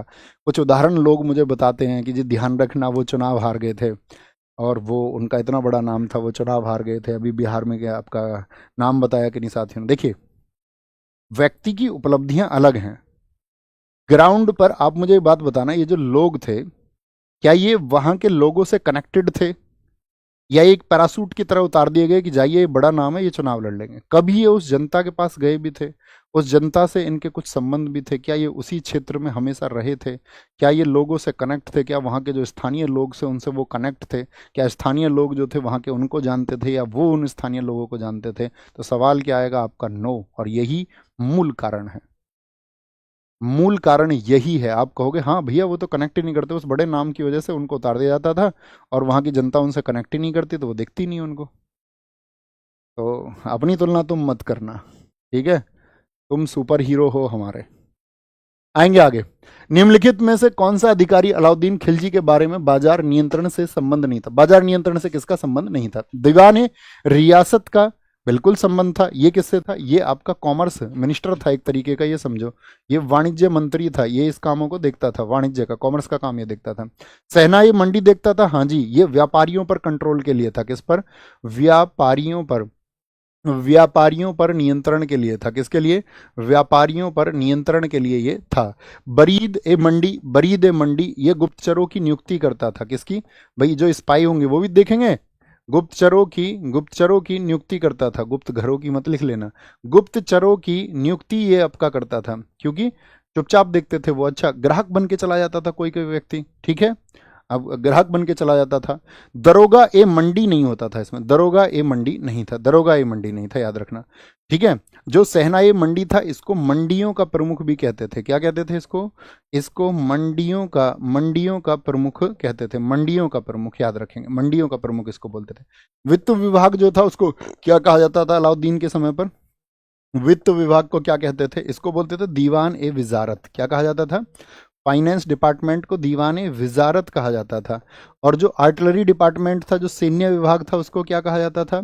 सैन्य विभाग को कहा जाता था दीवान ए आरिज। क्या कहते थे? दीवान ए आरिज। और जो विदेश विभाग था, जो फॉरेन मैटर्स को देखता था, उसको क्या बोलते थे? विदेश विभाग, उसको बोलते थे दीवान ए रशालत। दीवान ए रशालत। इसके समय पर मुझे बताओ, अलाउद्दीन के समय पर जो मापतोल का अधिकारी था उसको क्या कहा जाता था?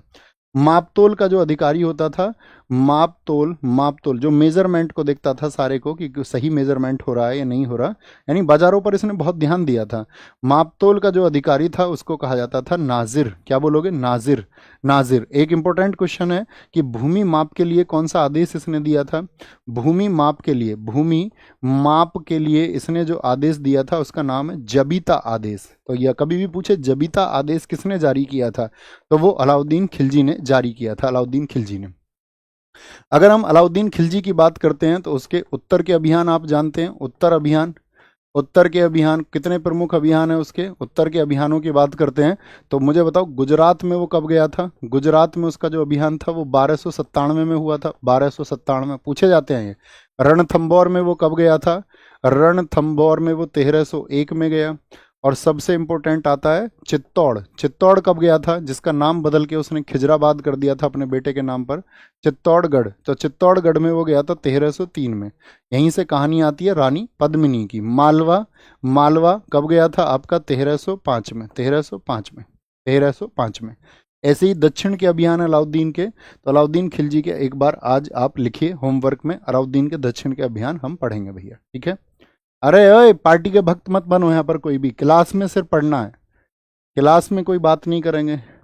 हम बात करेंगे तो फिर मिर्च लग जाती है बहुत लोगों को ठीक है? यहाँ पर आओ, वृद्ध हिमालय को इस नाम से भी जाना जाता है। कक्षा में सिर्फ पढ़ेंगे, फोकस करें क्लास पर। एथिक्स को फॉलो करें, एथिक्स को फॉलो करें। रिक्वेस्ट है मेरी आप सब लोगों से, ठीक है? कक्षा को कक्षा में कक्षा की तरह करें। Requesting to you. बहुत सारे फैक्टर्स होते हैं, अभी आप लोग जानोगे, अपनी ज़िंदगी में आप आगे बढ़ोगे, हर व्यक्ति, हम ये कहते हैं कि हमारा देश संविधान के अनुसार चलता है। हर व्यक्ति कुछ भी सोचने के लिए स्वतंत्र है, कुछ भी करने के लिए स्वतंत्र है। आप किसी व्यक्ति के ऊपर अनावश्यक दबाव मत बनाया करो किसी बात का, ठीक है। कोई भी सही, आपस में ही तुम लड़ जाते हो, ठीक है। तो मैं मतलब अपने विचारों की लड़ाई लड़नी है। जब चीज़ें सही हैं तो आपको उनको पुट करना है। आपके अपने विचार, आप किधर चलना चाहते हैं, आपको आइडियोलॉजीज को समझना पड़ेगा, और वो धीरे धीरे आप समझोगे। और ज़रूरी भी नहीं है सब लोग समझ के जाते हैं इस दुनिया में। बहुत सारे लोग बुद्धू भी मर जाते हैं, बहुत सारे लोग मूर्ख होके ही पूरी ज़िंदगी व्यतीत कर देते हैं और मूर्ख होके ही मर जाते हैं। ज़रूरी भी नहीं है एनलाइटनमेंट सबका होता है ना। लेकिन मैं तो उम्मीद यही करूँगा आप उस एक वर्ग में से बने जो एनलाइटन वर्ग होता है, जो जानता है, जो सोच समझ सकता है, ठीक है। सोच समझ सकता है। लेकिन जैसे कि अ, मतलब इसके लिए आपको उपनिषद पढ़ने पड़ेंगे, तो पढ़ोगे तो समझ में आएगा। वृद्ध हिमालय को इस नाम से भी जाना जाता है। किस नाम से जानते हैं? कराकोरम हिमाद्री। क्या बोलेंगे? हिमाद्री, हिमाद्री। इसी हिमाद्री को हम महान हिमालय, ग्रेट हिमालय क्या बोलते हैं? फटाफट से अब कक्षा पे फोकस करेंगे सारे लोग, अतिरिक्त बातें कोई नहीं, सिर्फ आंसर। क्लास में आंसर के अलावा शुभम भाई कोई भी बात करे उसको मुक्ति दे देना। सर्वोच्च हिमालय, क्या बोलते हैं इसको? सर्वोच्च हिमालय। संसार की जितनी भी ज्यादातर ऊंची चोटियां हैं वो किसमें है? वो महान हिमालय में ही मौजूद है। हिमालय के कितने भाग हैं मुख्यतः? हिमालय के साथ ही आपका जो हिमालय है उसके 4 भाग मुख्यतः कहे जाते हैं। 4 भाग, जैसे कि एक इसमें आता है पंजाब हिमालय। पंजाब हिमालय किस किस के बीच का क्षेत्र है बताओ फटाफट से? पंजाब हिमालय, पंजाब हिमालय है साथी आपका, ये सिंधु और सतलज के मध्य है। सिंधु और सतलज जो नदी है उसके मध्य वाले भाग को कहा जाता है। कुमाऊं हिमालय, आप मुझे बताओ जो कुमाऊं हिमालय है हमारा, वो कुमाऊं हिमालय कौन सी 2 नदियों के बीच का है? सतलुज और काली नदी के मध्य। सतलुज और काली, ये बहुत पूछा जाता है। सतलुज और काली नदी के मध्य है, ठीक है। जैसे नेपाल हिमालय, वो किसके? काली नदी और तीस्ता नदी के मध्य है। कौन सा आपका? नेपाल हिमालय। तीसरा जो भाग है नेपाल हिमालय, ये किस किस के बीच में? नेपाल हिमालय हमारा काली और तीस्ता के बीच में। किसके? काली और तीस्ता नदी के मध्य है, इसके मिड में। चौथा हमारा आता है असम हिमालय। असम हिमालय किस किस के बीच में? तो असम हिमालय तीस्ता और ब्रह्मपुत्र के बीच में। तीस्ता और ब्रह्मपुत्र के बीच में, तीस्ता और ब्रह्मपुत्र के बीच में। मुझे बताओ दुनिया की जो सबसे ऊंची चोटी है माउंट एवरेस्ट, उसकी हाइट कितनी है? सबका आंसर आए। जैसे कि मैं पूछूं आपसे, माउंट एवरेस्ट किस देश में है? माउंट एवरेस्ट नेपाल में है, इसको सागर माथा भी कहते हैं। तो कितनी हाइट आती है इसकी? 8,848 मीटर आती है। कहाँ पर है? माउंट एवरेस्ट नेपाल में स्थित है। दूसरे नंबर की चोटी बताओ फटाफट से कौन सी है? केटू। केटू जिसको हम क्या बोलते हैं? गॉडविन ऑस्टिन भी कहते हैं, ये भारत में स्थित है। कहाँ पर है? इसकी हाइट सारे लोग बताएंगे गॉडविन ऑस्टिन की हाइट कितनी है। तो कितनी ऊंचाई है? 8,611 मीटर है। तीसरी मैं आपसे पूछूं तो आप कहेंगे कंचनजंगा है। कौन सी है? कंचनजंगा। कहाँ पर है? आपका भारत में स्थित है। इसकी हाइट आप मुझे बताएं, 8,598 मीटर है। तीनों की हाइट आपको पता होनी चाहिए, तीनों की हाइट। इनकी हाइट अब एग्जाम में माउंट एवरेस्ट से ज़्यादा पूछे जाने लगी है। कंचनजंगा की हाइट कितनी है ये आपको पता होना चाहिए। सूची 1 और सूची 2 का मिलान कीजिए और नीचे दिए गए कूटों से सही उत्तर का चयन कीजिए। स्टेट है, कौन सी चोटी कहाँ पर है? केरल में। भारत की ऊंची चोटी आप पढ़ेंगे, स्टेट आपको पता होगा स्टेट में किस में कौन सी ऊंची चोटी है। तो केरल में कौन सी है? केरल में अनाईमुडी है आपका। नागालैंड की अगर बात करते हैं, नागालैंड में आपका क्या बोलोगे? आपका सारामती है। उत्तराखंड की बात करें, यहाँ पर नंदा देवी है। और तमिलनाडु में कौन सा हो जाएगा? डोडा बेट्टा हो जाएगा। तो क्या बनेगा? 3-4-3-4-2-1, 3-4-2-1 बन जाएगा। ये सबसे ऊंची चोटियां हो जाएंगी। मुझे बताओ दोस्त, राजस्थान की सबसे ऊंची चोटी कौन सी है? राजस्थान की सबसे ऊंची चोटी कौन सी है? राजस्थान की, तो राजस्थान की सबसे ऊंची चोटी है गुरु शिखर। गुरु शिखर, गुरु शिखर है आपका। गुरु शिखर, गुरु शिखर की हाइट कितनी है आपका? 1722 मीटर। आपको याद है ना, मैं एक बार वहां ऊपर इस चोटी पे खड़े होकर आपसे हाइट पूछ रहा था। कितने लोगों को याद है? यहाँ पर खड़े होके हमने पूछा था आपसे गुरु शिखर कितनी है। इससे ऊपर 5 मीटर और है। राजस्थान, ठीक है। राजस्थान की आप मुझे बताएं। वेस्ट बंगाल की बताओ। वेस्ट बंगाल का क्या है आपका? संदकफू। क्या है? संदकफू सबसे ऊंची चोटी है वेस्ट बंगाल की। एमपी की बताओ। मध्य प्रदेश की है धूपगढ़। क्या बोलोगे? धूपगढ़, धूपगढ़ है आपका। उड़ीसा की, उड़ीसा की सबसे ऊंची चोटी बताओ। देवमाली। क्या बोलोगे? देवमाली है आपका। महाराष्ट्र की बताओ। महाराष्ट्र की कलसूबाई है। क्या है? महाराष्ट्र की आपका कलसूबाई शिखर बोलते हैं इसको। कलसूबाई आजकल सबसे ज्यादा पूछा जाता है। आंध्र प्रदेश की सबसे ऊंची चोटी बताओ। आंध्रा की, आंध्रा की सबसे ऊंची चोटी है आपका अरमा कोंडा। कौन सी है? अरमा कोंडा सबसे ऊंची चोटी है। किसकी? आपका आंध्रा की, आंध्रा की। अंडमान और निकोबार द्वीप समूह में सबसे अधिक ऊंचाई वाली चोटी कौन सी है? बोलेंगे अभी फटाफट से, छोटी छोटी बोलेंगे। सर ब्रह्मपुत्रा नदी और दिहांग एक ही है क्या? बोलेंगे अभी फटाफट से। सियांग नाम से बोलते हैं उसको, सियांग नाम से, सियांग नाम से। और जब अरुणाचल प्रदेश में ये पहुंच जाती है, अरुणाचल प्रदेश में ये पहुंच जाती है, तो तब इसको दिहांग और सियांग दोनों नामों से जाना जाता है। ठीक है, मतलब दूसरा नाम आप कह सकते हो, जनरली छोटे शब्दों में कहें, दिहांग का दूसरा नाम ही सियांग है। ठीक है, जो ब्रह्मपुत्र का ही नाम है। अंडमान और निकोबार द्वीप समूह में सबसे अधिक ऊंचाई वाली चोटी कौन सी है? सैडल पीक है क्या? सैडल पीक एकदम से ठीक बात है। कितनी हाइट है सैडल पीक की? तो सैडल पीक की हाइट है 732 मीटर, 732 मीटर। ठीक है, ये याद रखना। अच्छा मुझे बताओ लद्दाख की सबसे ऊंची चोटी कौन सी है? लद्दाख में तो हो गया आपका केटू, जो कि 8611 मीटर है। लेकिन क्वेश्चन आ जाए जम्मू और कश्मीर की सबसे ऊंची चोटी कौन सी है, तब लिखना नून शिखर। कौन सी है? नून शिखर, नून शिखर। ठीक है, क्योंकि अब तो लद्दाख चला गया ना, उधर आपका लद्दाख हो गया, तो नून शिखर 7135 मीटर ऊंची है, 7135 मीटर ऊंची है। ठीक है, नून शिखर। निम्नलिखित नदियों में से किसका उद्गम ऐसा है कि जो भारत में नहीं है, यानी कि भारत से उसका ओरिजिन नहीं होता, ओरिजिनेट नहीं होती इंडिया से? तो व्यास हो गई। व्यास क्या इंडिया से होती है? तो आप कहेंगे हाँ जी भैया, रोहतांग दर्रा, रोहतांग पास से ये चलती है, रोहतांग पास जो है हमारा, रोहतांग पास से। ठीक है, चिनाब आपका लाहौल स्पीति जिले से चलती है, इंडिया से ये लाहौल स्पीति जिले से ये चलती है, लाहौल स्पीति। ठीक है, रावी ये साथी आपका रोहतांग दर्रे से ही चलती है, जो वहां पर रोहतांग दर्रे में कुल्लू पहाड़ियां हैं, रोहतांग दर्रे हिमाचल प्रदेश में। लेकिन सतलज नहीं चलती। सतलज नदी कहाँ से बहती है? सतलज बहती है आपका तिब्बत में राकसताल झील से, तिब्बत के राकसताल, कहाँ से? राकसताल, राकसताल झील से, राकसताल झील से, राकसताल झील से ये बहती है। ठीक है, राकसताल झील से ये बहती है। आप मुझे बताएंगे ब्रह्मपुत्र नदी का ओरिजिन कहाँ से है? ब्रह्मपुत्रा कहाँ से बहती है? ब्रह्मपुत्र, सारे लोग बताएं, ब्रह्मपुत्र जो नदी है वो कहाँ से बह करके निकलती है? तो ये कहाँ से है? महा, सॉरी क्या बोलेंगे इसको, मानी महा बोल देते मैंने, मानसरोवर झील से। कहाँ से? मानसरोवर झील से। मानसरोवर जो झील है वहां से ये निकलती है। और मानसरोवर झील में एक जगह है आपका चेमायू गडुंग हिमनद, क्या बोलते हैं? चेमायू, चेमायू गडुंग, जो आपका साथी चेमायू गडुंग ग्लेशियर है, या हिमनद उसको कहें, भाई ग्लेशियर बहने से ही तो नदियां बनती हैं। तो ब्रह्मपुत्र हो गई आपका। मैं आपसे पूछूं गोदावरी कहाँ से निकलती है? तो गोदावरी ये आपका साथी महाराष्ट्र में ब्रह्मगिरी की पहाड़ियां हैं। क्या है? महाराष्ट्र में ब्रह्मगिरी की पहाड़ियां, ब्रह्मगिरी की जो हिल्स है, ब्रह्मगिरी पहाड़ियां, ब्रह्मगिरी पहाड़ियों से ये आपका क्या गोदावरी नदी निकलती है। कृष्णा कहाँ से निकलती है? महाबलेश्वर पहाड़ियों से। कृष्णा, कृष्णा बोले आपका कहाँ से? महाबलेश्वर, महाबलेश्वर की पहाड़ियों से निकलती है। कहाँ से? महाराष्ट्र से। नर्मदा बताओ फटाफट से, नर्मदा नदी कहाँ से निकलती है? तो नर्मदा नदी मध्य प्रदेश में अमरकंटक की पहाड़ियों से निकलती है। कहाँ से? अमरकंटक की जो पहाड़ी हैं, अमरकंटक की जो पहाड़ी है उनसे निकलती है। अब मुझे बताओ कावेरी, कावेरी जहाँ से गोदावरी निकलती है, कावेरी आपका साथी ब्रह्मगिरी की पहाड़ियों से। कहाँ से? ब्रह्मगिरी। लेकिन ये ब्रह्मगिरी की पहाड़ियाँ कहाँ पर हैं? ये हैं आपका कर्नाटक में, वो महाराष्ट्र में, कर्नाटक में ये स्थित है। ताप्ती नदी का बताओ, तापी नदी, तापी नदी कहाँ से निकलती है? वो मुल्ताई पहाड़ी से निकलती है। किससे? तापी नदी जो ताप्ती है ये आपका किससे निकलती है?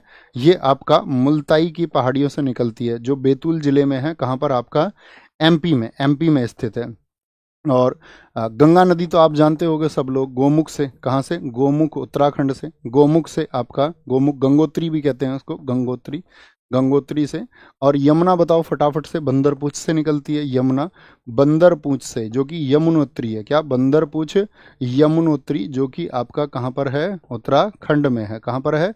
उत्तराखंड में है। कहाँ पर है? उत्तराखंड में। ठीक है, उत्तराखंड में है। नेक्स्ट, निम्नलिखित नदियों में किसके साथ में बिष्ट दोआब? दोआब आप समझते हैं दोस्त, दोआब, दो नदियों के बीच की जो भूमि होती है, आब माने पानी, दो माने भूमि। ठीक है, दो दो भूमियों के बीच में जो पानी, जैसे कि गंगा जमुना का दोआब है, गंगा जमुना का दोआब है। बोलेंगे भी फटाफट से, क्या बोलेंगे? तो रावी एवं व्यास, व्यास एवं सतलुज, झेलम एवं चिनाब, चिनाब एवं रावी। देखो इसके नाम से देखना, बी आई, क्या बोलेंगे? BIST। तो ब्यास, ब्यास और ST बोले तो सतलुज।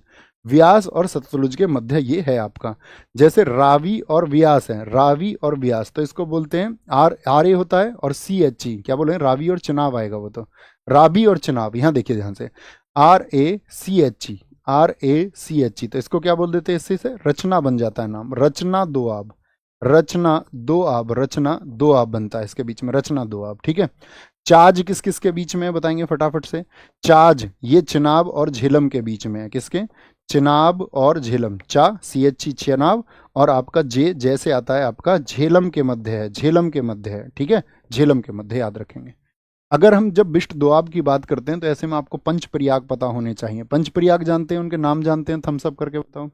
आप कहोगे हाँ जी पंच प्रयाग, तो पंच प्रयाग मैं बताऊंगा। पंच प्रयाग में कौन सी नदी कॉमन होती है, तो एक तो अलकनंदा तो कॉमन ही है सब में, अलकनंदा, और कौन सी नदी मिलती है, अलकनंदा सब जगह कॉमन रहेगी पांचों के पांचों प्रयाग में। अलकनंदा के साथ में कौन सी नदी जुड़ती है यहाँ पर, ये आपको मुझे बताना है, और वो जो स्थल बनता है आपका वो हम आपको बताएंगे, वो जो स्थल बनता है वो हम आपको बताएंगे।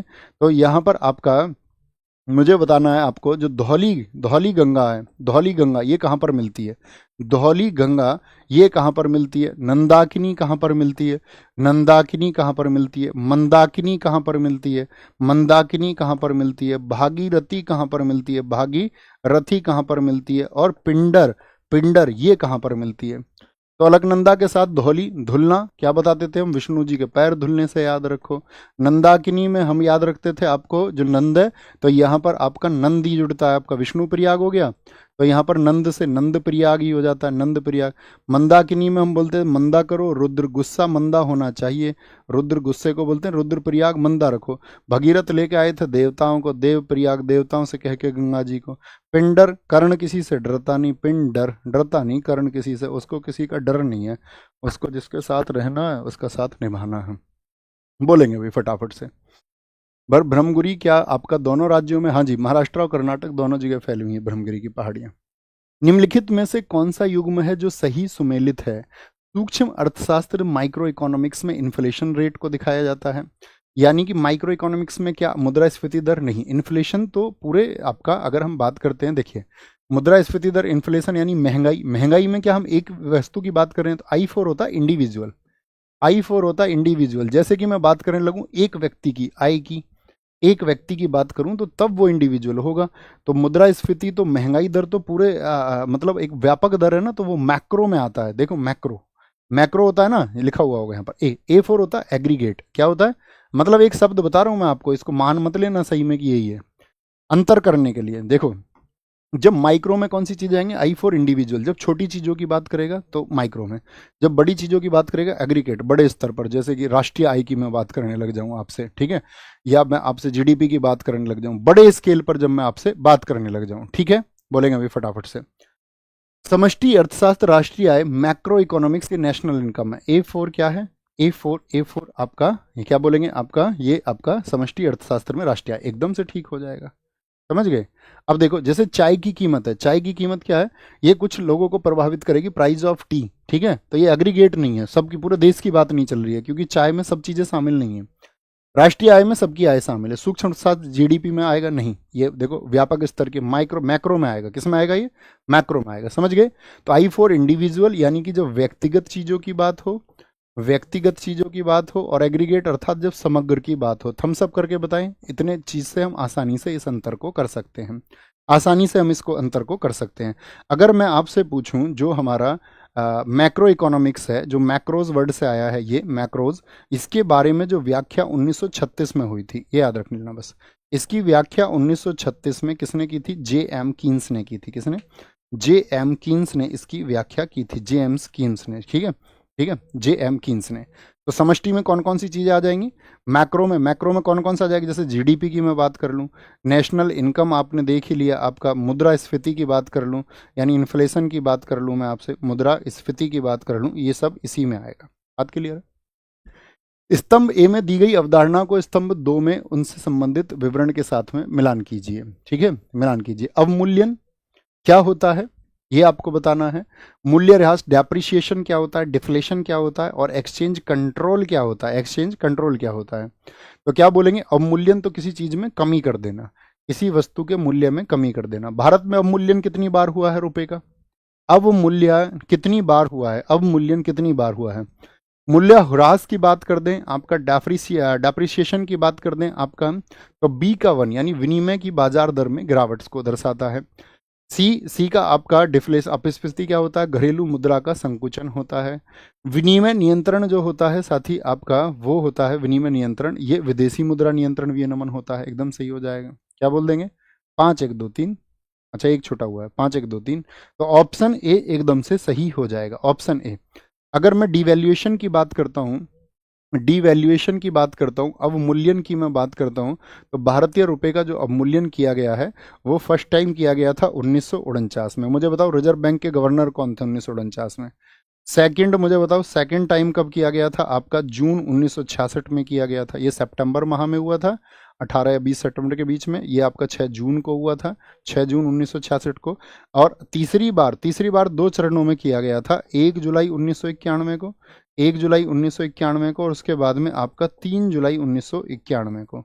इस समय सबसे इंपॉर्टेंट है, कौन थे आरबीआई के गवर्नर, तो इस समय पर आरबीआई के जो गवर्नर थे उनका नाम था आपका एस वेंकट रमन। कौन थे, S Venkat Raman, S Venkat Raman. Second time पर आपका पीसी भट्टाचार्य थे। कल मैंने आपको लिस्ट दी आरबीआई गवर्नर्स की, उसमें देखना, इसको नोट करना वहां से देख करके, है ना। फर्स्ट में सितंबर में अवमूल्यन जो हुआ तब कौन थे, तो तब वहां पर आप पाओगे बेनेगल रामा राव थे। यहां पर पूछा जाता है दूसरी बार में जो किया गया था अवमूल्यन 57% के आसपास किया गया था। तीसरी बार में जो किया गया वो लगभग 20% था। क्या बोलोगे, लगभग 18 से 20% रुपए की वैल्यू को गिराया गया था। ये भी आपका लगभग 57% इसको गिराया गया था। अवमूल्यन आपका 3 बार हुआ है। इंपीरियल बैंक ऑफ इंडिया के राज्य के स्वामित्व में पारित होने के बाद भारतीय स्टेट बैंक को किस वर्ष बनाया गया था, भारतीय स्टेट बैंक को किस वर्ष बनाया गया, बताएंगे एक बार। 1947 में स्टेट बैंक बना, 1965 में, 1955 में, 1950 में, तो कहेंगे 1955 में स्टेट बैंक बना था। देखिए 3 बैंक हुआ करते थे, Bank of Bengal. Bank of Bengal कब बना था बताओ, बैंक ऑफ बंगाल की स्थापना कब हुई थी, तो बैंक ऑफ बंगाल बना था 1806 में। बैंक ऑफ मुंबई बना था आपका कब, बैंक ऑफ जो आपका बम्बई था, बम्बई लिख लेना इसको, है ना, बम्बई लिख लेना, बम्बई। बैंक ऑफ बम्बई जो बना था वो बना था आपका 1840 में। बैंक ऑफ मद्रास ये कब बना था आपका, बैंक ऑफ मद्रास ये बना था आपका 1843 में। इन तीनों को मर्ज कर दिया गया 1921 में। कब मर्ज दिया गया, 1921 में। और 1921 में ये थी आपका एडी गोरेवाला समिति की सिफारिश पर। किसकी, कौन सी सिफारिश थी, गोरेवाला समिति की सिफारिश पर, समिति की सिफारिश पर, ठीक है। इंपीरियल बैंक का नाम इन्होंने रख दिया था 1921 में। क्या कर दिया गया इसका नाम, इंपीरियल बैंक कर दिया गया, इंपीरियल बैंक कर दिया गया। और इसका हेडक्वार्टर 1 जुलाई 1955 को इसकी स्थापना करके इसका जो हेडक्वार्टर था वो बनाया गया आपका मुंबई में। मुझे आप बता सकते हैं इसके पहले अध्यक्ष कौन बनाए गए थे, इसके जो पहले अध्यक्ष बनाए गए थे, पहले अध्यक्ष जो बनाए गए थे वो थे जॉन मथाई, एसबीआई के। क्या बोलोगे, जॉन मथाई, जॉन मथाई भारत के वित्त मंत्री भी रहे थे। वर्तमान में अध्यक्ष आप बताइए, वर्तमान में अध्यक्ष कौन है, श्रीनिवास, आपका श्रीनिवास, बोलो भी फटाफट से, कौन है वर्तमान में अध्यक्ष, श्रीनिवास हैं। एसबीआई के वर्तमान में जो अध्यक्ष हैं, एसबीआई के वर्तमान अध्यक्ष कौन है, वर्तमान अध्यक्ष SBI state bank of India के कौन है, तो आप कहेंगे भैया श्रीनिवास हैं, श्रीनिवासुलु शेट्टी जिनको हम बोलते हैं, श्रीनिवासुलु शेट्टी, श्रीनिवास याद रखिए। टैगलाइन क्या है आपका, टैगलाइन बताओ स्टेट बैंक की, स्टेट बैंक की है प्योर बैंकिंग नथिंग एल्स। क्या है, pure banking, pure banking, pure banking nothing else, ये इसकी टैगलाइन है, pure banking nothing else, nothing else, nothing else. अच्छा मुझे बताओ यहाँ पर छोटे छोटे क्वेश्चन बताएंगे। पंजाब नेशनल बैंक की स्थापना लाला लाजपत राय ने की। पंजाब नेशनल बैंक की स्थापना किस वर्ष हुई थी, पीएनबी की स्थापना बता दो, पीएनबी पंजाब नेशनल बैंक की स्थापना किस वर्ष में हुई थी, तो पीएनबी की स्थापना 1894 में। हेडक्वार्टर कहाँ पर है इसका, नई दिल्ली में है। कहाँ पर है, नई दिल्ली में क्या है इसका हेडक्वार्टर है, हेडक्वार्टर, हेडक्वार्टर। मुझे बताओ एक्सिस बैंक की स्थापना कब हुई थी, एक्सिस बैंक की 1993 में। हेडक्वार्टर कहाँ पर है ये बताओ। Housing development financing corporation HDFC 1994 में। आईसीआईसीआई कहाँ पर आपका, आईसीआईसीआई, ठीक है, इनकी फुल फॉर्म पढ़ना आज, ये आपका 1994 में। हेडक्वार्टर कहाँ पर है इनके, मुंबई में इनके हेडक्वार्टर हैं। कहाँ पर है, मुंबई में इनके हेडक्वार्टर हैं। यानी बैंकिंग के हेडक्वार्टर भी कई बार पूछ लिए जाते हैं, कई बार पूछ लिए जाते हैं। निम्नलिखित में से कौन सा युग्म सही सुमेलित है, मिशन शक्ति ग्रामीण पुरुषों के लिए स्टार्टअप, तुम गांव के लोग, तुम्हारे कोई स्टार्टअप तुमको मिल रहा है क्या गांव में, आप कहोगे नहीं, मिशन शक्ति जो है ये आपका वुमेन एम्पावरमेंट के लिए था, महिला सशक्तिकरण के लिए था। किसके लिए? महिला सशक्तिकरण के लिए, महिला सशक्तिकरण के लिए, महिला सशक्तिकरण के लिए। ठीक है। PMAAGY, क्या बोलोगे? PMAAGY, ये पिछड़े क्षेत्रों में रेलवे सुरक्षा के लिए है क्या? आप कहोगे नहीं, ये आकांक्षी जिलों में, आकांक्षी जिलों में ग्राम स्तर पर है। आकांक्षी जिलों में क्या बोलोगे? ग्राम विकास है, ग्राम विकास के लिए आई थी, पिछड़े क्षेत्रों में रेलवे सुरक्षा के लिए नहीं है। तो ये भी गलत, ये भी गलत। प्रदेश दर्शन थीम आधारित पर्यटन सर्किट जो बन रहे हैं ये एकदम से सही हो जाएगा। PM जनमन आदिवासियों के लिए शहरी आवास है? नहीं, जनजातीय आवास के लिए है। किसके लिए? जनजातीय, शहरी आवासों के लिए नहीं, जनजातीय जो क्षेत्र हैं वहां पर आवास के लिए, वहां पर आवास के लिए है। ठीक है। मुझे बताओ PM जो स्किल डेवलपमेंट था आपका वो कब शुरू हुआ था? PM आपका कौशल विकास किस वर्ष में शुरू हुआ था? 2015 में शुरू हुआ था। तो एक बार जो केंद्रीय योजनाएं हैं, केंद्रीय योजनाएं अभी याद रख लेना, करंट अफेयर्स में आपने नई वाली पढ़ रखी होंगी। तो जो 2014 से 16 के बीच शुरू हुई, एक तो वो योजनाएं, और एक अभी जो रिसेंट की हैं 2022 के बाद की, इन योजनाओं को एक बार आप देख लेना। प्राचीन योजनाएं आप जानते ही हैं, मिड डे मील वगैरह ये सब जो पहले से चलती थी। ठीक है। एक शाफ्ट की आवर्ती गति को निर्धारित करने के लिए किसका इस्तेमाल किया जाता है? उसके जो साथी आपका रोटेशनल स्पीड है उसके लिए किसका इस्तेमाल होता है? टैकोमीटर का, टैकोमीटर का। ठीक है। स्पीड ये किसके लिए होती है? मोटर गाड़ी, मोटर गाड़ी की जो गति है, किसी भी कार की जो गति है उसको नापने के लिए स्पीडोमीटर हो जाता है। एनीमोमीटर ये हवा का वेग, जो पवन का वेग होता है, वायु का वेग होता है, उसको मापने के लिए। क्रोनोमीटर जो होता है ये जलयान में, जब आप किसी शिप में जाओगे तो वहाँ पर समय जो मापा जाता है, जलयान में जो समय मापन होता है वो क्रोनोमीटर से होता है।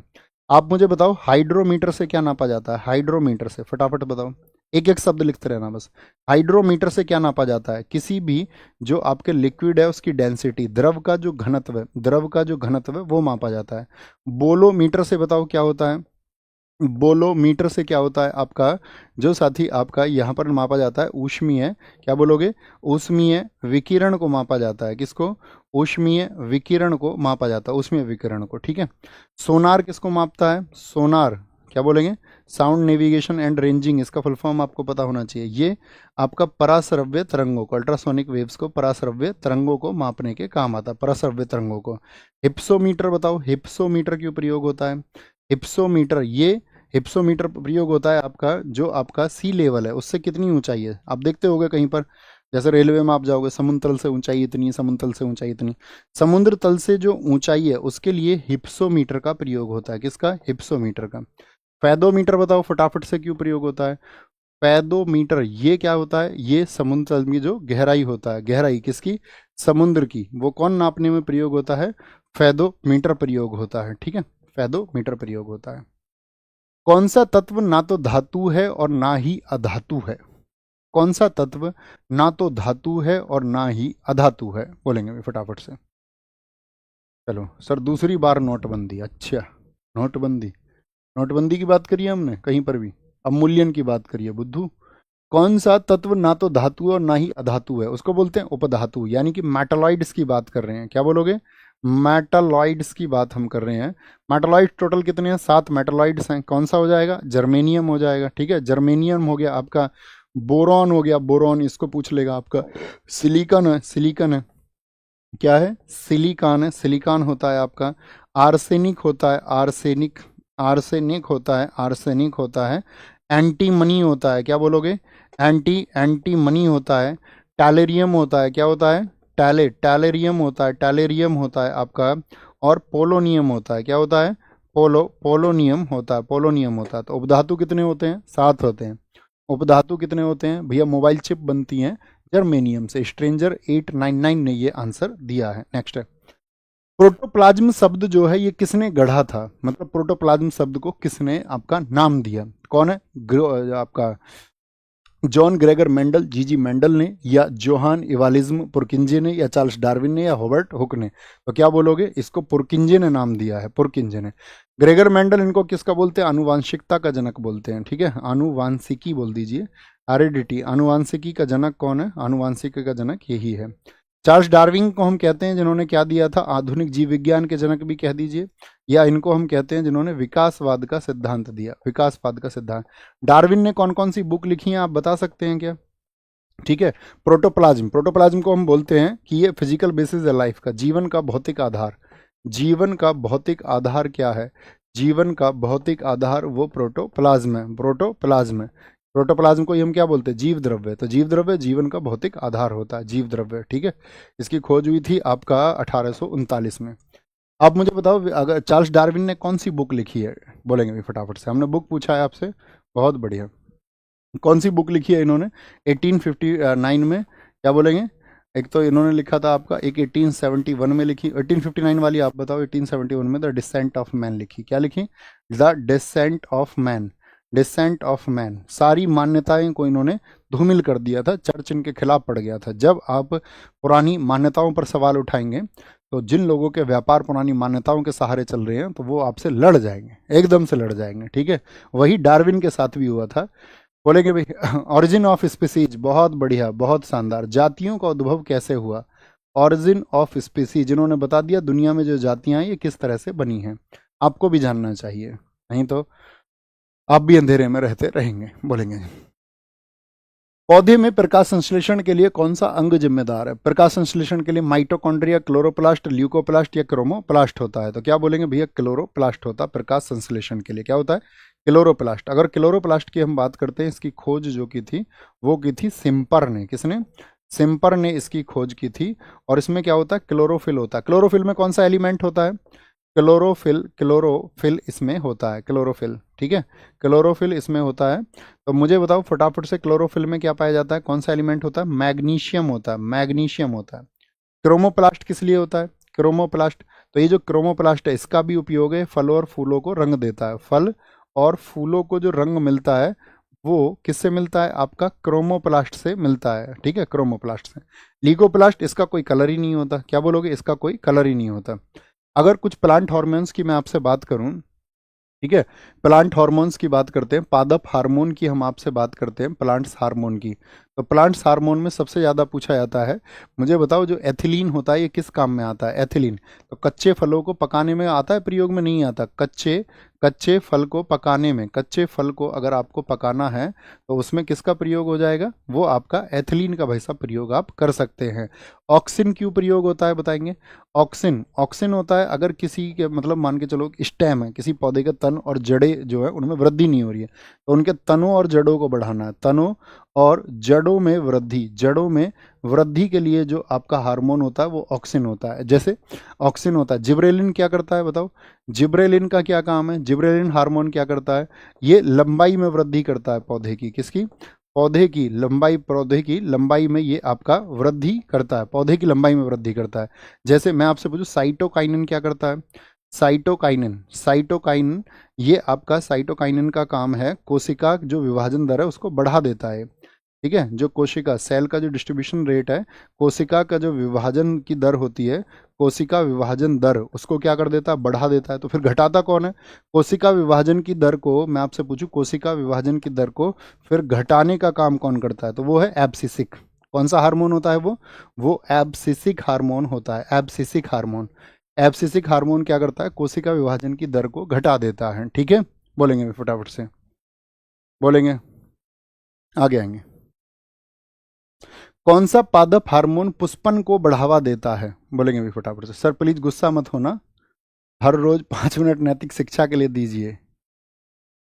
बोलेंगे भी फटाफट से। सर हमें पता है आप किसके ये बात बोल रहे हैं, नहीं मैं तो उनके लिए बोल रहा हूँ जैसे लोग कहते हैं ना इंटेलेक्चुअल लोग हैं। ये क्लास खत्म होगी, ठीक है। कौन सा पादप हार्मोन पुष्पन को बढ़ावा देता है, इसका होमवर्क लिखिए। मैंने आपसे कहा है रोज स्कोर जरूर लिखिए अपना, आप स्कोर कितना कर रहे हैं, ये मैंडेटरी है। उससे मुझे आइडिया होगा कि आपको किस तरह से और गाइड करने की ज़रूरत है। ठीक है, वो यहाँ पर आप स्कोर लिखा करो। मैं तो देखो दोस्त उनके बारे में बात कर रहा हूँ, तो हम रियलिटी पे बात करनी चाहिए ना हमको, ऐसे पक्ष विपक्ष में ना होकर के। जैसे अभी केसी सिन्हा सर का आपने सुना होगा कि वो आईआईटी के टीचर थे और केसी सिन्हा सर चुनाव हार गए। लेकिन हमें दूसरा मुद्दा भी तो सोचना चाहिए कि जो वहाँ की जनता है, जो जनता वहाँ रहती है, वो केसी सिन्हा सर से कनेक्ट भी करती थी या नहीं, वो जानती थी भी कि हम वोट किन को कर रहे हैं। क्या आम जनता को ये पता भी होता है? बहुत बार नहीं पता होता है। अच्छे लोग इसलिए भी हारते हैं, मान के चलो वो निवासी कहीं और के थे, जब लहर होती है तो कोई भी जीत जाता है फिर तो, है ना। लेकिन जब लहर नहीं होती है और अच्छा व्यक्ति भी चुनाव लड़े तो कई बार कारण ये हो जाते हैं कि आम जनता से उनका कनेक्ट नहीं हो पाता। हर किसी पर लागू होता है, हर किसी पर, ठीक है। अवध ओझा सर पर लागू होता है ये, क्यों नहीं होता आप बताइए? होता है ना उनके ऊपर भी। वो पटपटगंज वहाँ दिल्ली से चुनाव लड़े। अब यूपीएससी आप देखो, एक तो होता है कि भाई फेस वायरल है, वो एक अलग चीज़ है कि मतलब आप वायरल फेस हैं, वायरल तो अ, मतलब बहुत सारे लोग हैं इस देश में। लेकिन बात यह है कि जो वोटर है, जो आपको वोट करेगा, यूपीएससी के छात्र, आप गांवों की आज की स्थिति देखिए, 20-20, 50-50 गांवों तक यूपीएससी का छात्र नहीं है कोई। आप अपने गांव में देखना, इक्का दुक्का शायद कोई मिल जाए, नहीं मिलेगा। नहीं तो हम अपने इधर के गांव देखते हैं, 10-10 गांवों तक कोई नहीं है। अब आप हमारी बात करोगे तो मैं ये कहूं कि हम तो ज़्यादातर group C group D exams के लिए पढ़ाया। हर गली में 10 बच्चे हैं अपने, हर गली के 10 पेरेंट्स हमको जानते हैं। अपना रहना सहना वहाँ रहा है, वहाँ हमने साइकिल चलाई है। जहाँ हम जा रहे हैं हमने साइकिल चलाई है वहाँ, 2003 से 2014 अपनी इंजीनियरिंग तक। बीच में 2014 से 2015 नहीं चली, कोई बात नहीं है, फिर चलाएंगे 2025 से, कौन सी दिक्कत है। 11 साल नहीं चली तो कोई बात नहीं, पहले 11 साल चली थी, अब फिर 11 साल चलेगी, फिर 22 चलेगी, फिर 33 चलेगी। तो ये मतलब मूल रीज़न है, आपको विचार करना चाहिए, ठीक है। हम तो विचार करते ही हैं। तो अपनी तो ज़िंदगी किसान घर में पैदा हुए, साइकिल पर गुजरी है और साइकिल पर ही गुजरेगी, ठीक है। तो ख्याल रखिए अपना बहुत सारा। Bye bye, take care. जय हिंद, जय भारत, नमस्ते। आप सबके विचारों का स्वागत है। आप सबकी सफलता के लिए मैं दुआएं करता हूं कि आप सफल हों, ठीक है। और जब सफल हो जाओ तो फिर अपनी यात्रा में शामिल हो जाना कंट्रीब्यूशन देने के लिए, ठीक है। सफल होने के बाद, लेकिन उससे पहले नहीं। उससे पहले हम आपसे नहीं कहेंगे उन लोगों की तरह कि आप हमारा झंडा उठा लें, नहीं, कभी नहीं। Never, no need. बहुत प्यार है और सब कुछ अच्छा होगा, आप देखना, ज़बरदस्त होगा, चौंकाने वाला होगा। Thank you.